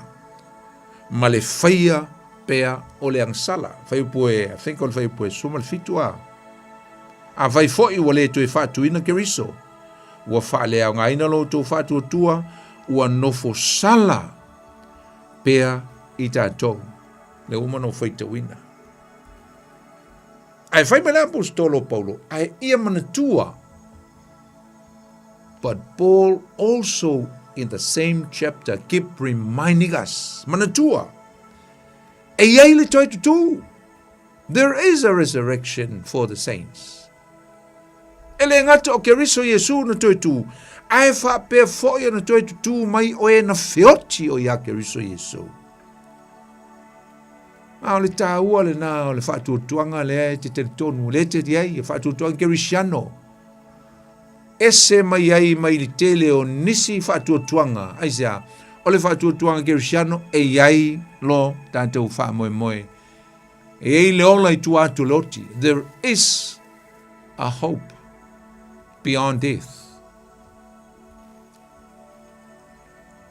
Tāua tele o le neia o onga usum tua whawhene le tuspa ia. E winga le tue tu. E wha mausali na ai pe a whai tātou te teritonu iai. Tātou wola I le stepulon tolu me tau le ola wha pai eina. E ola I eisa. Wa e mautinoa. A whai e te tausi. E tusa o le whina ngalo le atua ma tausi lo o langa I mama. Lale meo le a maua. O le a e stepu atu le stepu muli o le wha o le tanga o le stepulon wha o le a. Ta'u mamaluina.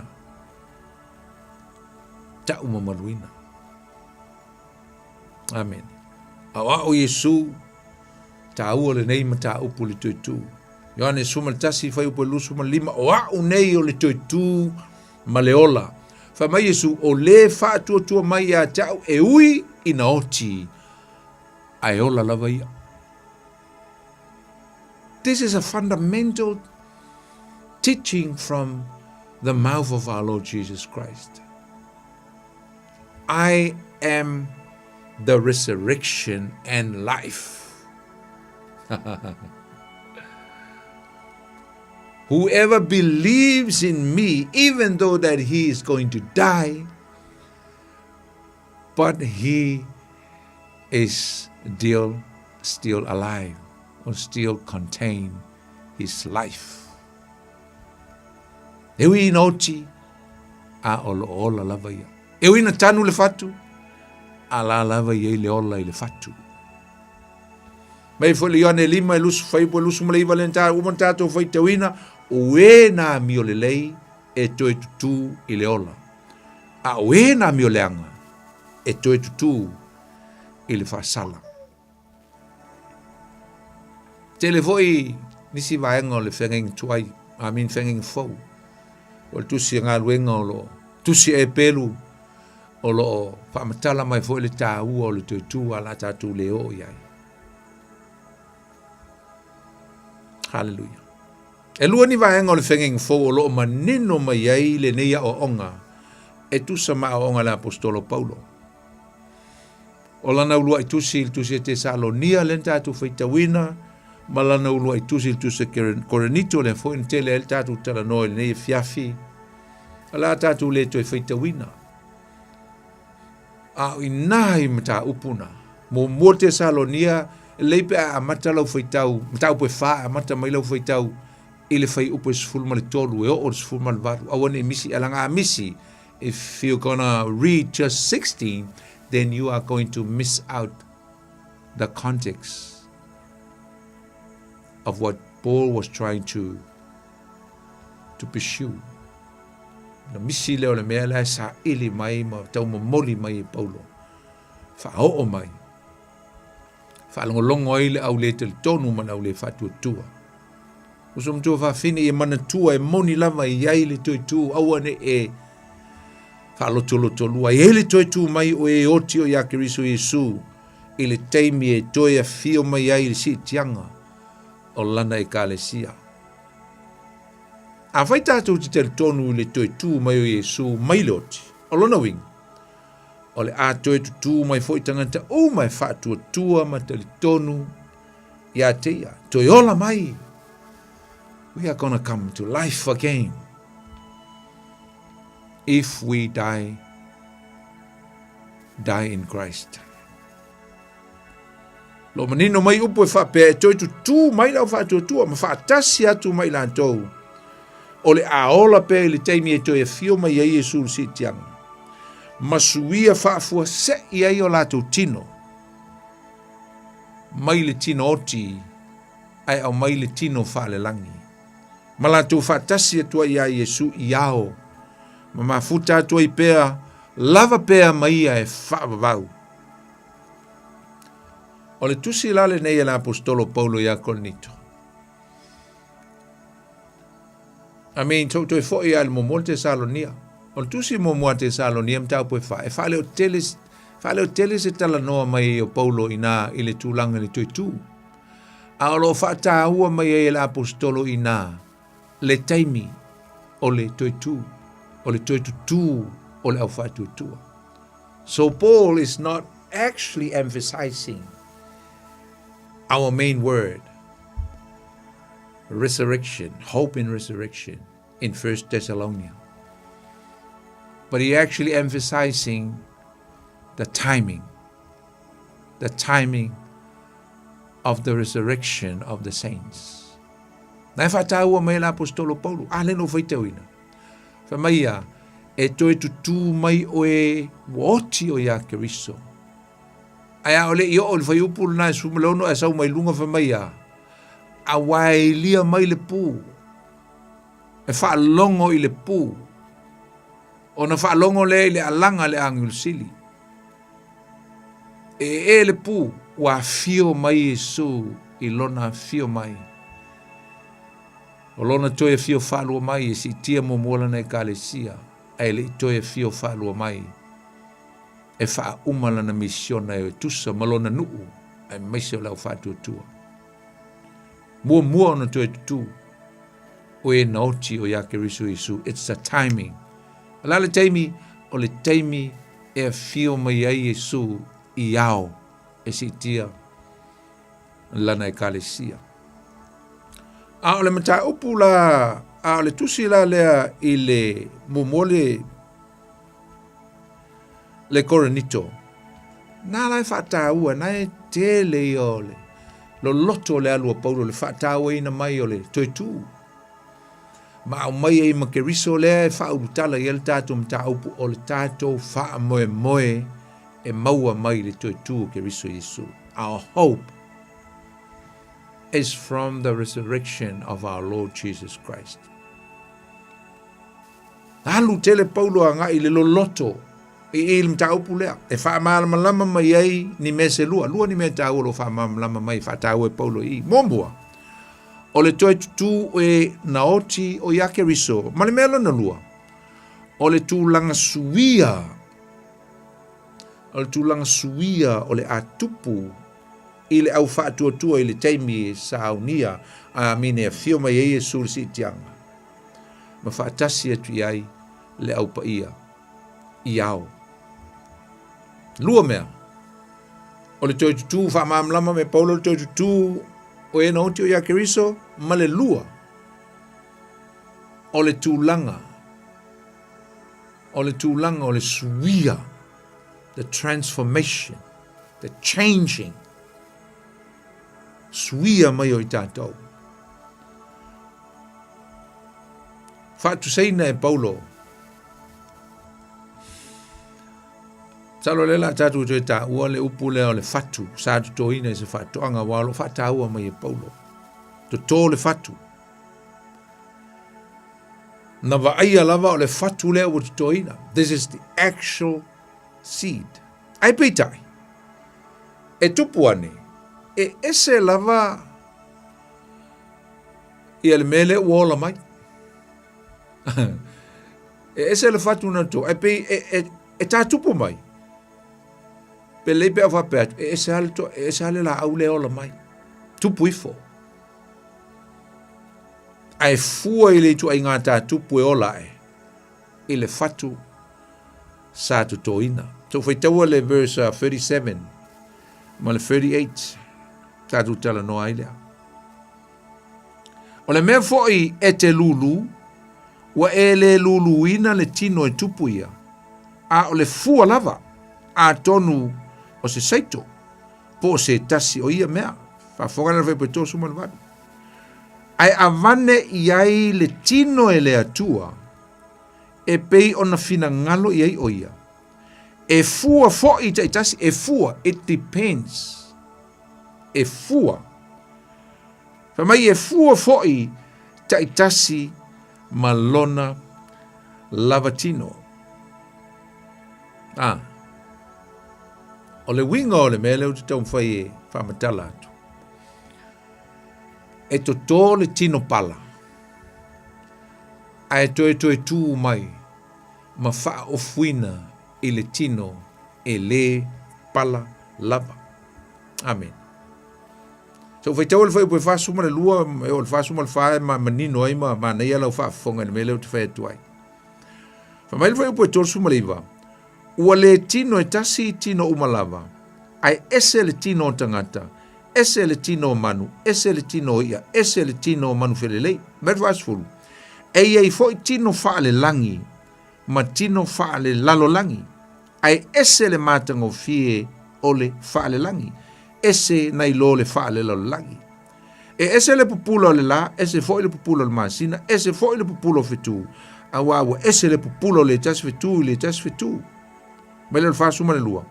E wha apea foi le toe tutu mai o e uoti. E luluina ma le pala. E toe whaatuina mai ma le le pala lava. E luluina ma le matanga, e toe whaatuina mai ma le matanga fi, e luluina ma le vai, e toe whaatuina mai ma le malosi.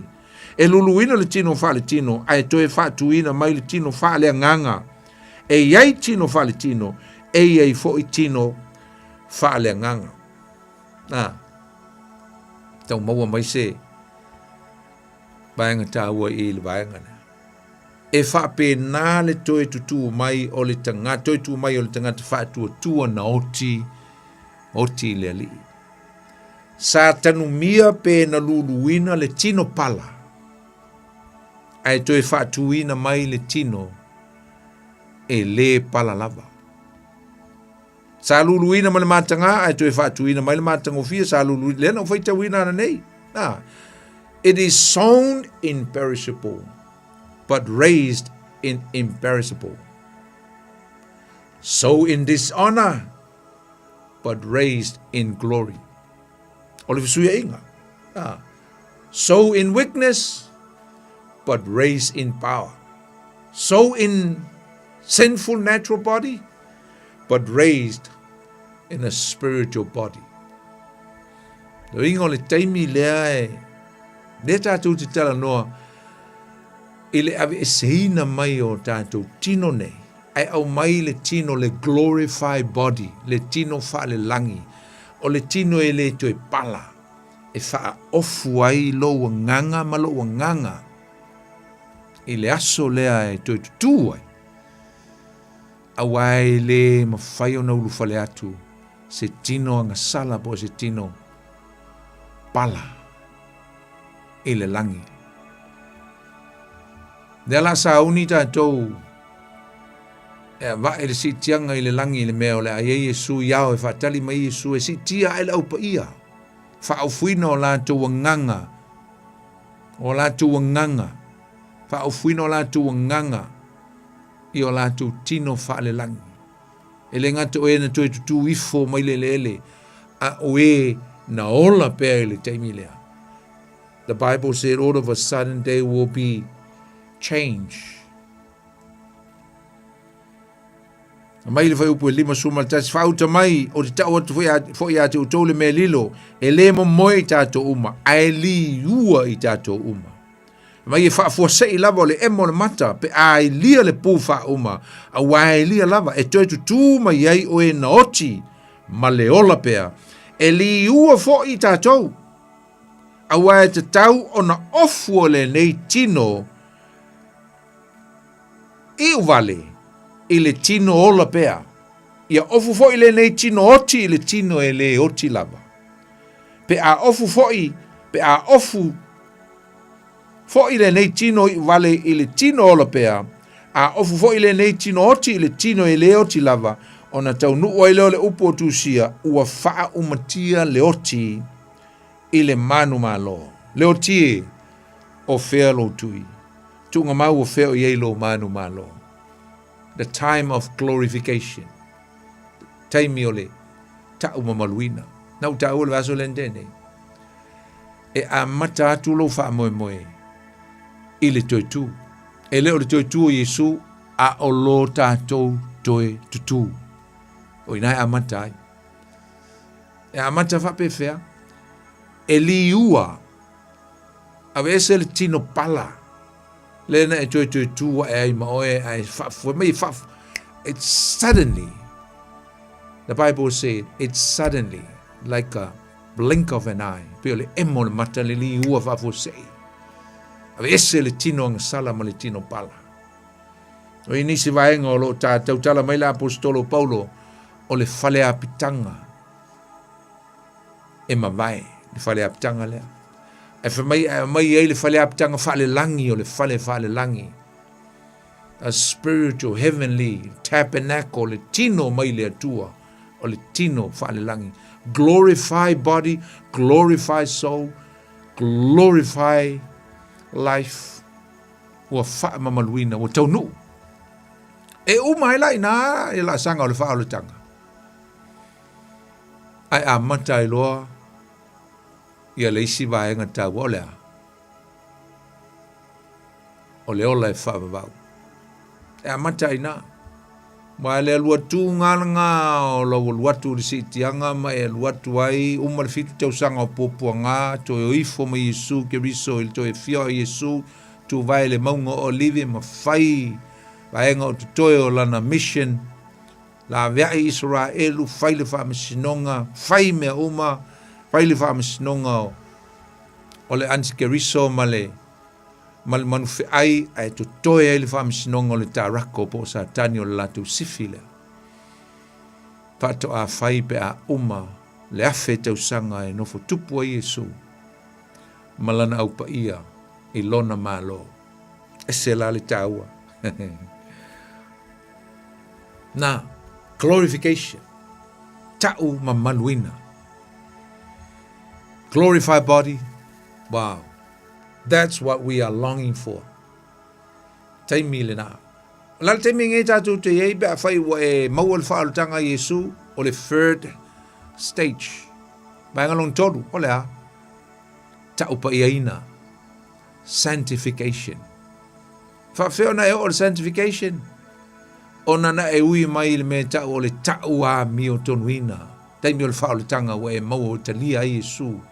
Ve ma li ma whaona i lo o langa. Taimi o le whao le tanga, le taimi ua tau ma maluina a ua tau a mi o tonuina i oe.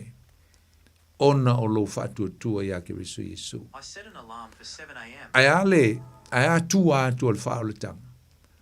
O tua atua le whao le tanga. Sa tātou wola whaatasi mai ai le mea tau ole.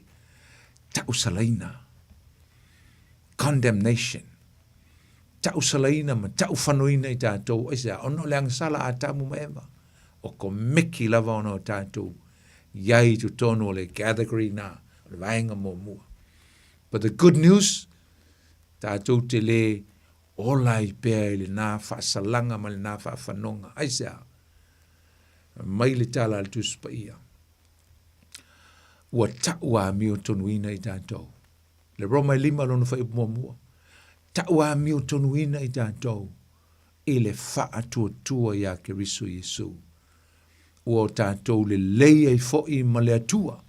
That we are reconciled with God. Because of our faith, that we become righteousness. We become righteous. Wa le statu a mi o tonu usum tua wafine. Wa na o le a mi o tonu a le tua. E se la le taua usum tua wafine. O le Zalo le lava stemi e whaitau a toa. Tango e whaitau le mata upu a toa le nei usum tua wafine. It's all about glorification. Whaatau tonu lava i le taimi tātou te tau mamaluina ai ma o mai ai le manuia o le atua ia i tātou. Nā. O le manuia e whaavavau. The eternal life. Ani mea mātango fie tātou te mawaina mai le neia o onga. Mo i tātou lava e winga ele, manuia lea po le ola e whaavau. O le mea mātango fia usum tua whawhine o lo tātou wola lea, whaatasi ma ke riso, i le ola e whaavau. We are going to live together with Christ in the everlasting life. La le mea mane, what are the significance? E le to i o se oti ia i tātou. No more death. O le isi mea mātango fie, o le a tātou maua tino whaale langi e pe o Yesu, e le to i o iai le oti maleanga sala. Tino whaale langi. E le nganta foi lea, le fai mai, e ave seina le mātanga ai au mai le glory bo le mamalu. O le a wha mamaluina i tātou, le a mamalu, le ele mamalu le tua, le a tātou, iei fo le pa ia o le tua i tātou, tātou te ola i se o langa mātango fie, sili wha awhi atu, na i lo le o langa le nei tātou te polonga ai, ona o le anga sala. Mantua usum tua whawhine, o lo o iei se taui, there is a reward, o lo i se taui, o lo whatali mai mo oi, mau, i le lumanai. O le tau i ele whaatusa tusa ina i ai popua ngā ma me whaingata ma me ti ngā o lo tātou ola i le teimi le nei. Me nai tāua i tele le mauti noa o lo tātou maua o le wha moe moe ola. A living hope. Manatua. O le o onga i le toi tū. Uso mtua whawhine. O se o onga e o whaatasi lava, na o onga nei toi tū. Ma lea o onga fo i e winga i le whaamashinonga. Don't forget that. Aua ne ngalo ia toi. Uso mtu whaafine le li. Aua ne ngalo ia toi. Atala no le wha moe moe. Atala no le toi tū. E te tau fo ona tātou tala no le whaamashinonga. Whaamanatu, just remind. Even though that we have the assurance that we'll never get there. That's not us. Le whaamsnonga. Whaamsnonga e o le malaia. Ia, mai kako ki o fo le whaamsnonga. E le whaamsnonga lau ki o siano. A le whaamsnonga lau te whai atuai. o le whaamasnonga o le whaafanoga e whaavau. Eisa, a fo ilea o ao Yesu. O e nā mio le lei, e toi tutu i le ola. A o e nā mio leanga, whaalongo lai ei, o e nā mio leanga, e toi tutu i le whaasala. And that is judgment. Whaamasnonga.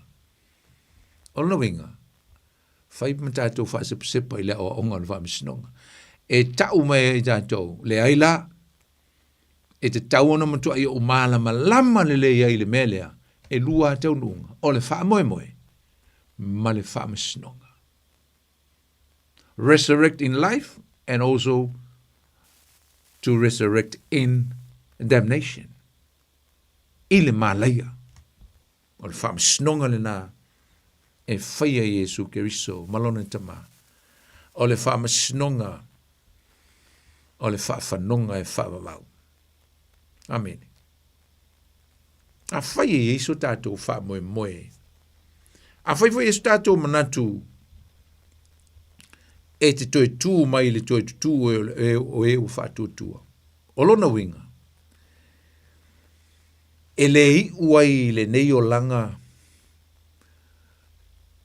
E lei u fo i le oti, pe a e oti po uti oti. E lei u i le o langa le nei, e lei u fo i le oti, mea uma ua o tātou whaia ma o tātou wha moe moe ai.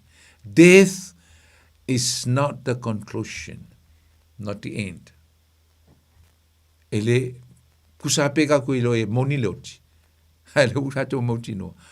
Ele o lei ungalal na mo tātou o leoti. Mauti noa le lei mea na. Pe a whai o tātou mauti noa e elu tātou wha moe moe. O tātou mauti noa ai la. A le whamaila apostolo Paulo. A whai e ngata i leo langa nei mea tātou te wha moe moe ai. Silu tātou mālaia. That's judgment.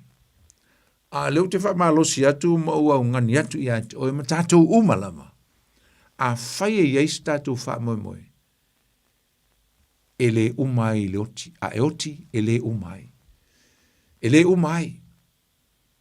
A whai foi e te Yesu wha moe moe. I le ola e wha vau e maise le toi tutu. O lora winga. E yeilo wha moe moe. E te toe wheiloa i ai i le pele ia oe ua momo atu. There is a charge. So that you can meet again with your loved ones. E lewa noa he toi wheiloa i ai. Aisa. Langa fo le wha moe moe leo tātou o leo le wha. Wika koe whelo ai. Toi whelo e msiu tina. Pe a whai o Yeso telto nunga o lo iai siu tina. Siu tama. Siu tama. E mene o tamaiti. They die innocence. Mauti noa tamaiti. La sao leo le wha. Waka a koio malama lea consequences o langsala. O le mea langa alu te whaetuai. Tātou. Amen. Tātou ia mauti noa le teimini nei, ele ngata i loti. Mea tātou te wha moe moe. Tālatu le tātou leina le fiafi, pe isi foi se wala au, nea leo watu toi sulima tātou minute ia, e se wala au mai, mai foi sofi nangalo le tātou mta upu, ia ngata foi lea pe isi au fisili, te fisili mai ai, ia leo sau tātou wala au moa. Talo fatu le tātou wala au, talo fa. Talofa poni. Talofa Antonina malo le soifo mo ya toltina. Ya malo folfa malo si tato por calamel nei tula le afia. Yele li. Sermana ya foi el por calamel nei afia bil fa mala mai no tu. Yele tu yele ngata ina ai mai si folfa masno. Afa yo la yele fa mo tanga tola. Le ola fa va. Evi iale atua poni nei whaamanuianga e te leo o maua ai me te lawa o au. O te whaitau la veltis pa ia e moni ai e whaitau ma mala malama. Ia wawea nei por kalame wha mala malama ati li ele a pionga le atua ilo tangata. E whaafitai tele lawa mo wha mala malama ino le a pionga le atua e au mai fwere tu si. E whaitau tau e fe tau le ma le mata upu. Tai. Aftai tele la mo le faso mai le afionga le atua. Ieleli. E alo fangia le atua sang fuai pele. Ma alo silitino le loto ma fofau. E sili le nganga lava e au nai. Tau tua le fina ngalo le atua. Ia e mātou ne e fia sa ili atu mole o lai whāwau. Tato uma, Antonina. Mau ma teito le vei, mau ma teito le vau. Ai whāwhitai tēle lawa talia mai o le wala au atu taito. Ia manu ia tēle lawa le poa lo whātu taito. Ia whāpela usunga. Ia, lo whātu fo ia tu. Oe, lo whātu ia tu o tina, whāmanuia le tu le nei vai aso. Whelo e fo le vai aso, ia te o tina, Antonina. Whāwhitai lawa mo whāmanuianga. Ia. Toi foi mon le po whāwhitai. Whātalo fo resi tatu walau, talofa. Talofa. Se uso poni. Oi. Pasta poni o ora uso leo so o leo o pequeno mai radui. Pia, o le go kui Roma i lunga TV. E ke alu Roma. Alo pida. Ma ngai el pokalame ngai po, ma kai mo pokalame a se uso poni. La mo mena o le lo mo mena. Ya tusi olu tasi olu lima valu tasi fa lima se o ka fa o ngo ku nga la kangu mela pila olu lima valu tasi fa lima wai ai fa lima vile mai ta noa ia eu ke vide ku lo ke ma ke e pu ka pese okay ya uma ta tu ta pese e taito ya fa manguia la scoutina ya fa bena vo fa se vo le statu la talofa ma porni. Oi, alo Jake. O mai nai, Tornaki. Wai sarva ko monga. Oi sole, kalo fai sole. Ia sola malo ia kilangi. Ia o Ilo el koa. Ei, saola. Mai ga fa sole ia. Dai la. Mai ko so nga mai last week in this week. O que fora de valu livro a pessoa por mere que ma ko paso dia. Sa ka su ema pesem taito. Ya si ya le por ko ya fa ka wa ya le pa mo moria ya. Ele. Ya yo le ngai sa wolo suma. Ile ya pita fa ngolia a Ia. Ia ale foi deixa ngalo mako kara ia ko de Ia. Destutu perfeito, destutu. Yo lo deixa ngalo. Io. Se ngalo mako kara ia. Alu lo kwa file life. Ya, dua life e ku ke o life. Wa kai po le si life le saka be mo ro ko so le life ya on le kuma ma lo paso ma ye on a kuma po ya mare or ka o le ra ngale o ni po ka po ya ko ai le lo la ni do ko i o ro ko ai ke ya mo eu o ka ko ai me sa mo ma ka ko sa mo ko ya ko ni karate na ni me wo well pero ko ko le ma ro so le ki a polo lo ferro wo a toti ai lo fa fe kai lo so so ia le upu ya pa manga ku pe le upu ya pe ko tiki pe ko kele ya pa manga ku pe le upu ya pana ya ke falo lo poi angi poi sa kala ke ro ia e o te me do ngale nge pokalan ya ai ko nge o le sia nga nga ya ai o la nga ia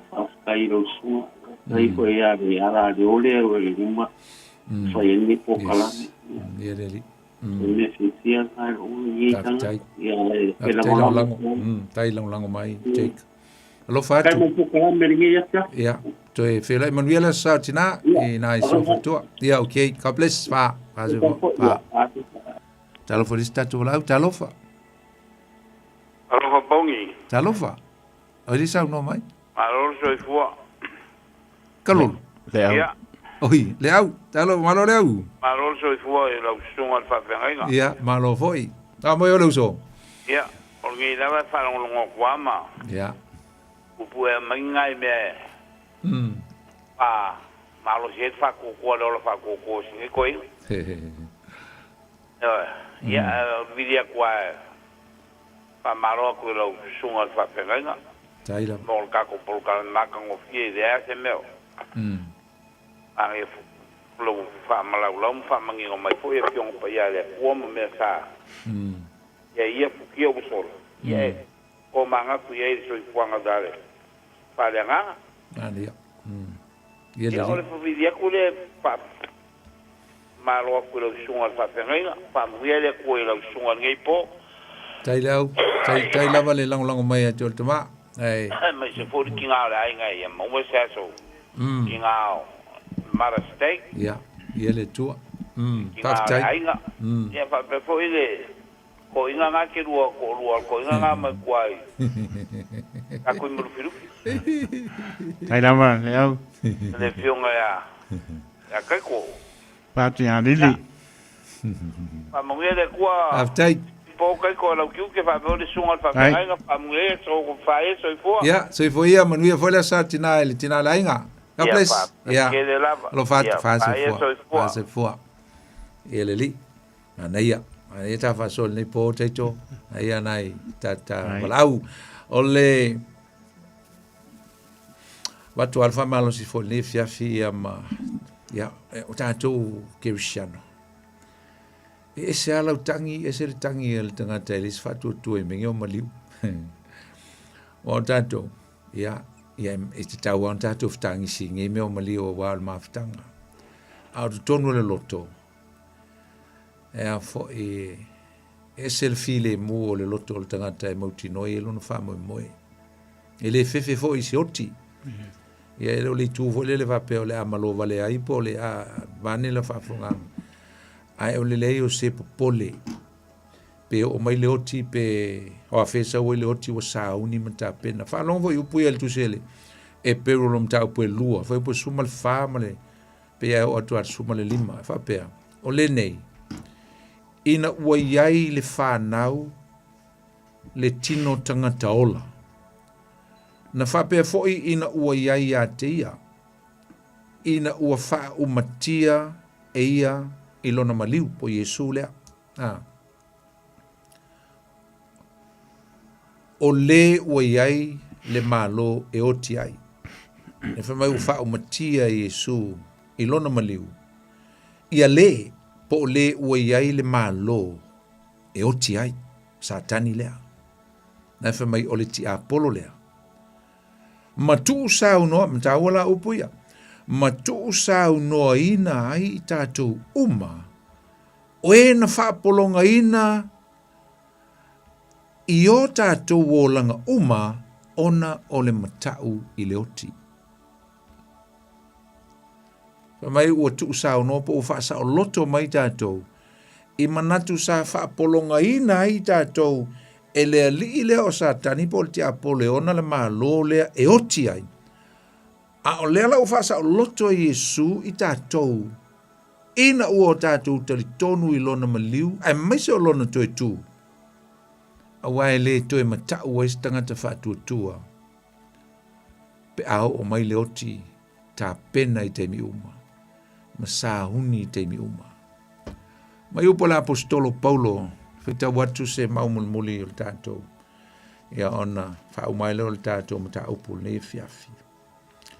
Ole tusi Filipi, isu atu pe, sa ole maule ana o leo te tau elo mafu fau e fai o el tato. Upo la apostolo Paulo, upo le tangata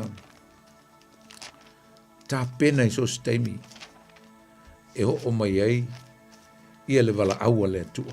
Amen. Filipi o lona mata upo mua. O lei u whapea.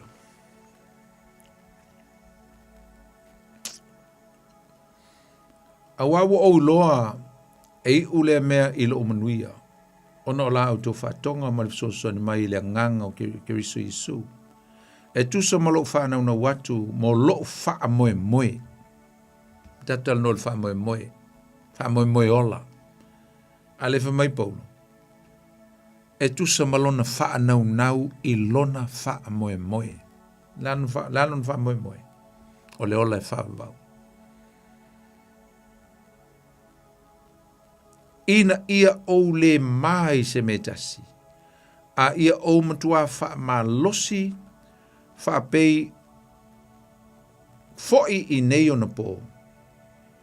Ina ia vi ia ai ke riso I lo utino I le ola po le oti. O ne ngalo le tono le falpui Roma, le apostolo e tusi melan tusi lea.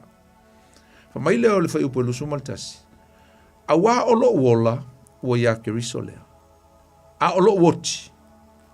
O lo manuia lea. Fa fonga le fai upo lusu malua. A fai o te ola le tino o le fua lea o la unga luenga. A o te leiloa po le fea mea o te filifilia.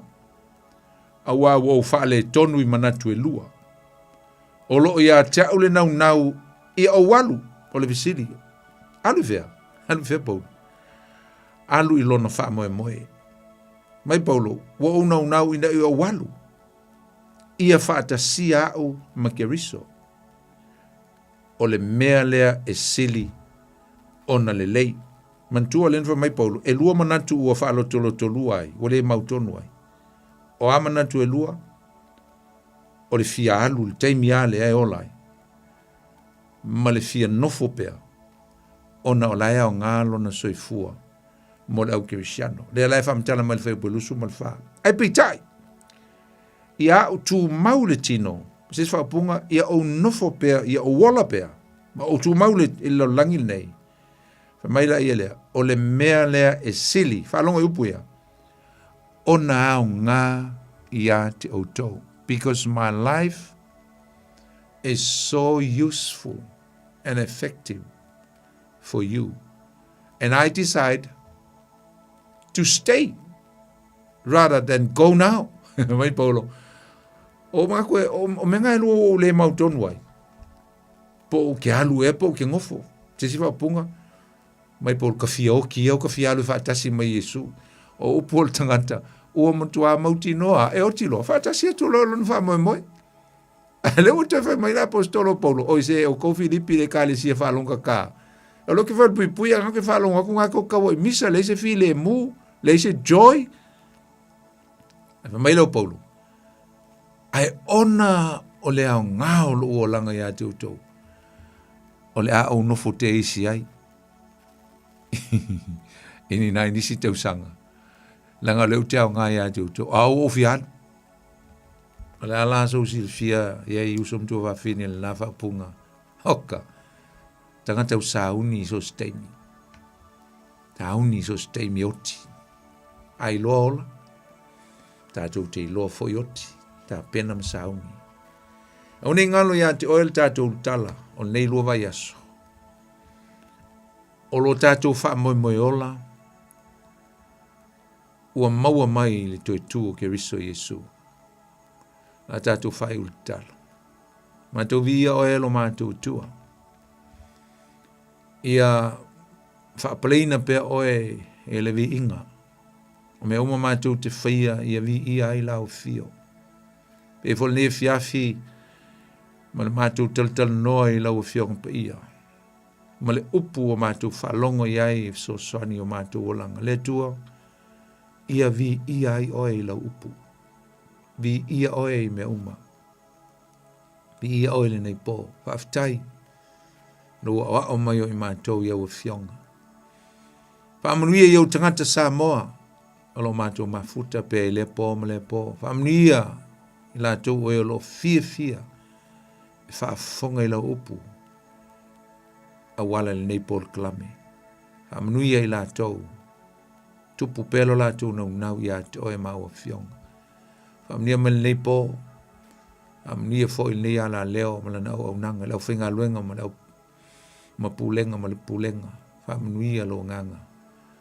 E le nei fale o lo mātou whangaina. Ia o le nei pōpe a mātou watu lunga wana. Whaamnia lau whainga luenga mai mātou.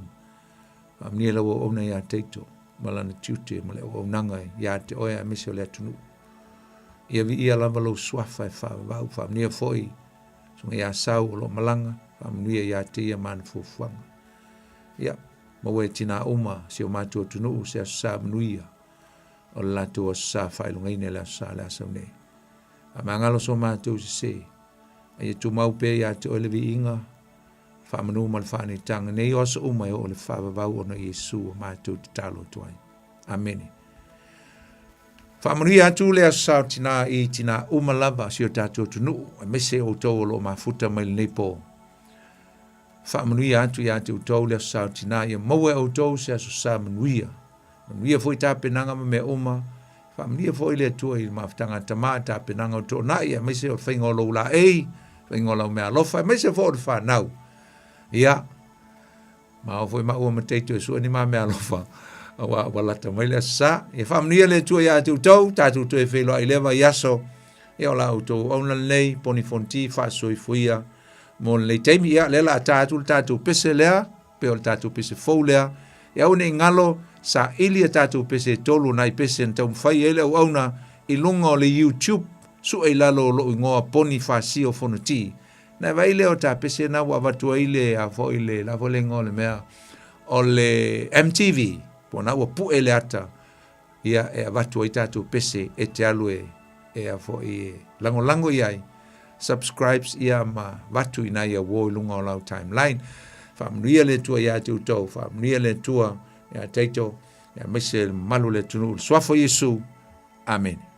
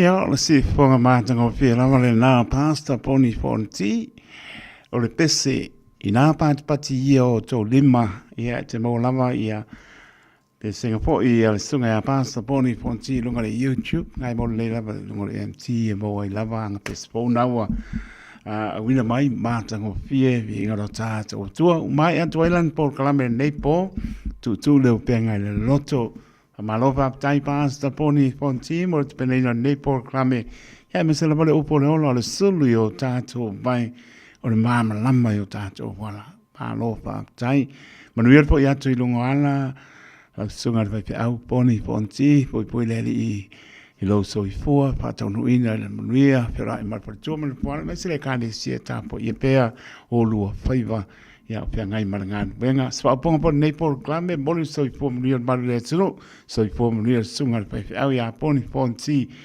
ele na fo I asango fuha swa ponga nei lava Paul Kalame tai tu la mais fuono minute ona tala o le tu las fulu tali tonu se I mama ai kwa ke wa messi se pasi si langa fa mole mole se ko va ba ai kwa ai fa mole mole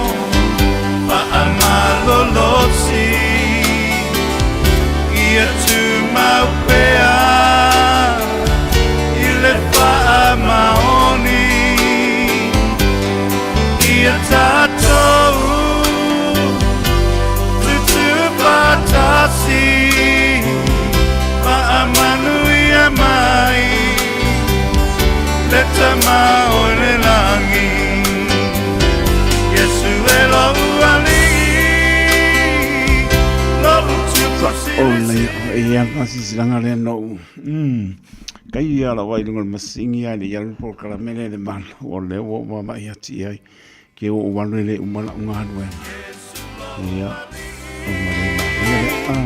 o le pasi silanga le tuma lo si umu talo le o to sama painga tā Samoa e le papa ina fa tupe o tau le fonga pa ia fo ia le tua o te pui poma mau tu mau e malu te pui e le tui bebe e ai le pui ma tapui malai pe ati po niu ma tot patu lou ma sanga patu lou au le nei bala auta ue pa pito mosi o ma tu ma lo si umu sa Samoa ma tama tu u ma li o le fale luo tu la fale o ta i le wo ma le fale tolu o ngā whama paolo e manu ai tali tonu ina e a matua lama le neisi ata tau mano longa pea ma le fale ne o masina a le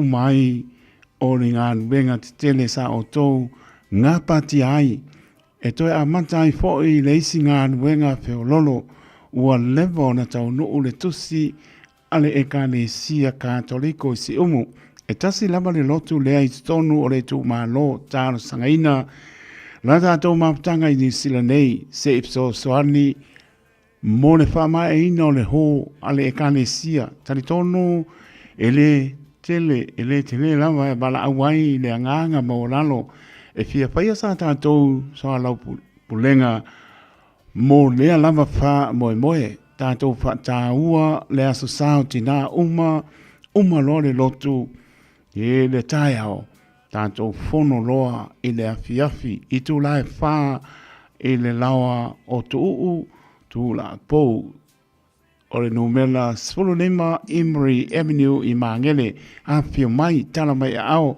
o sau pina ngalo mani o tātou manatu e sui ai se ula mo sa oi ea mor Katoriko Roma i si umu whaaptai tele to whae ono tu puola lafi tu la to whae ono Samuelu tanu vasa lua to loa ta vita soa asuao sio whalongo